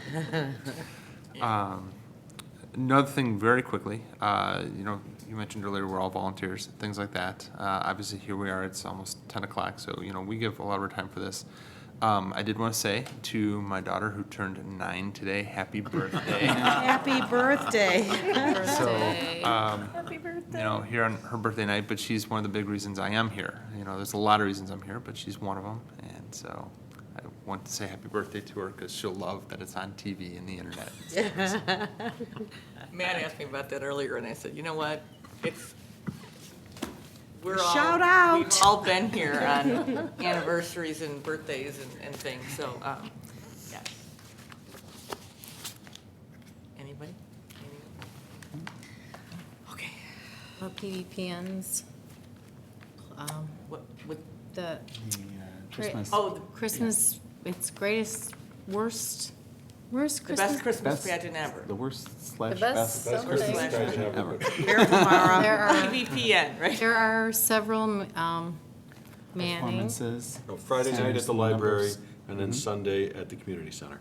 and I was just going to say, there are junior high students, I think Manning students, and a board member is in the Oh, yes. board option. Friday night at the library, it's open to anyone at 7. Saturday's Maze Lake, but that's a closed performance. And then 2 at the community center, Sunday at 3 and 5:30. Okay, are there any public comments? The chair will entertain a motion to enter closed session for the purpose of discussing collective bargaining, personnel issues, student discipline, and probable litigation. So moved. Second? Roll call, please. Ms. Caparelli? Yes. Mrs. Charlton? Yes. Mrs. Hancock? Yes. Mr. Johnson? Yes. Mrs. Notbush? Yes. Mr. Price? Yes. Mr. Armstrong? Yes. And there will probably be a vote after closed.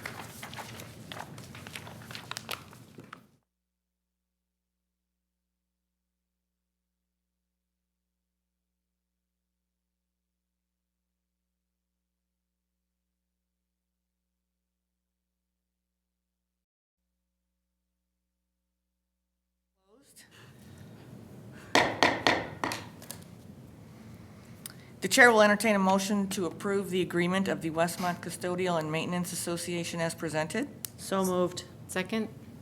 Roll call, please. Mr. Armstrong, Yes.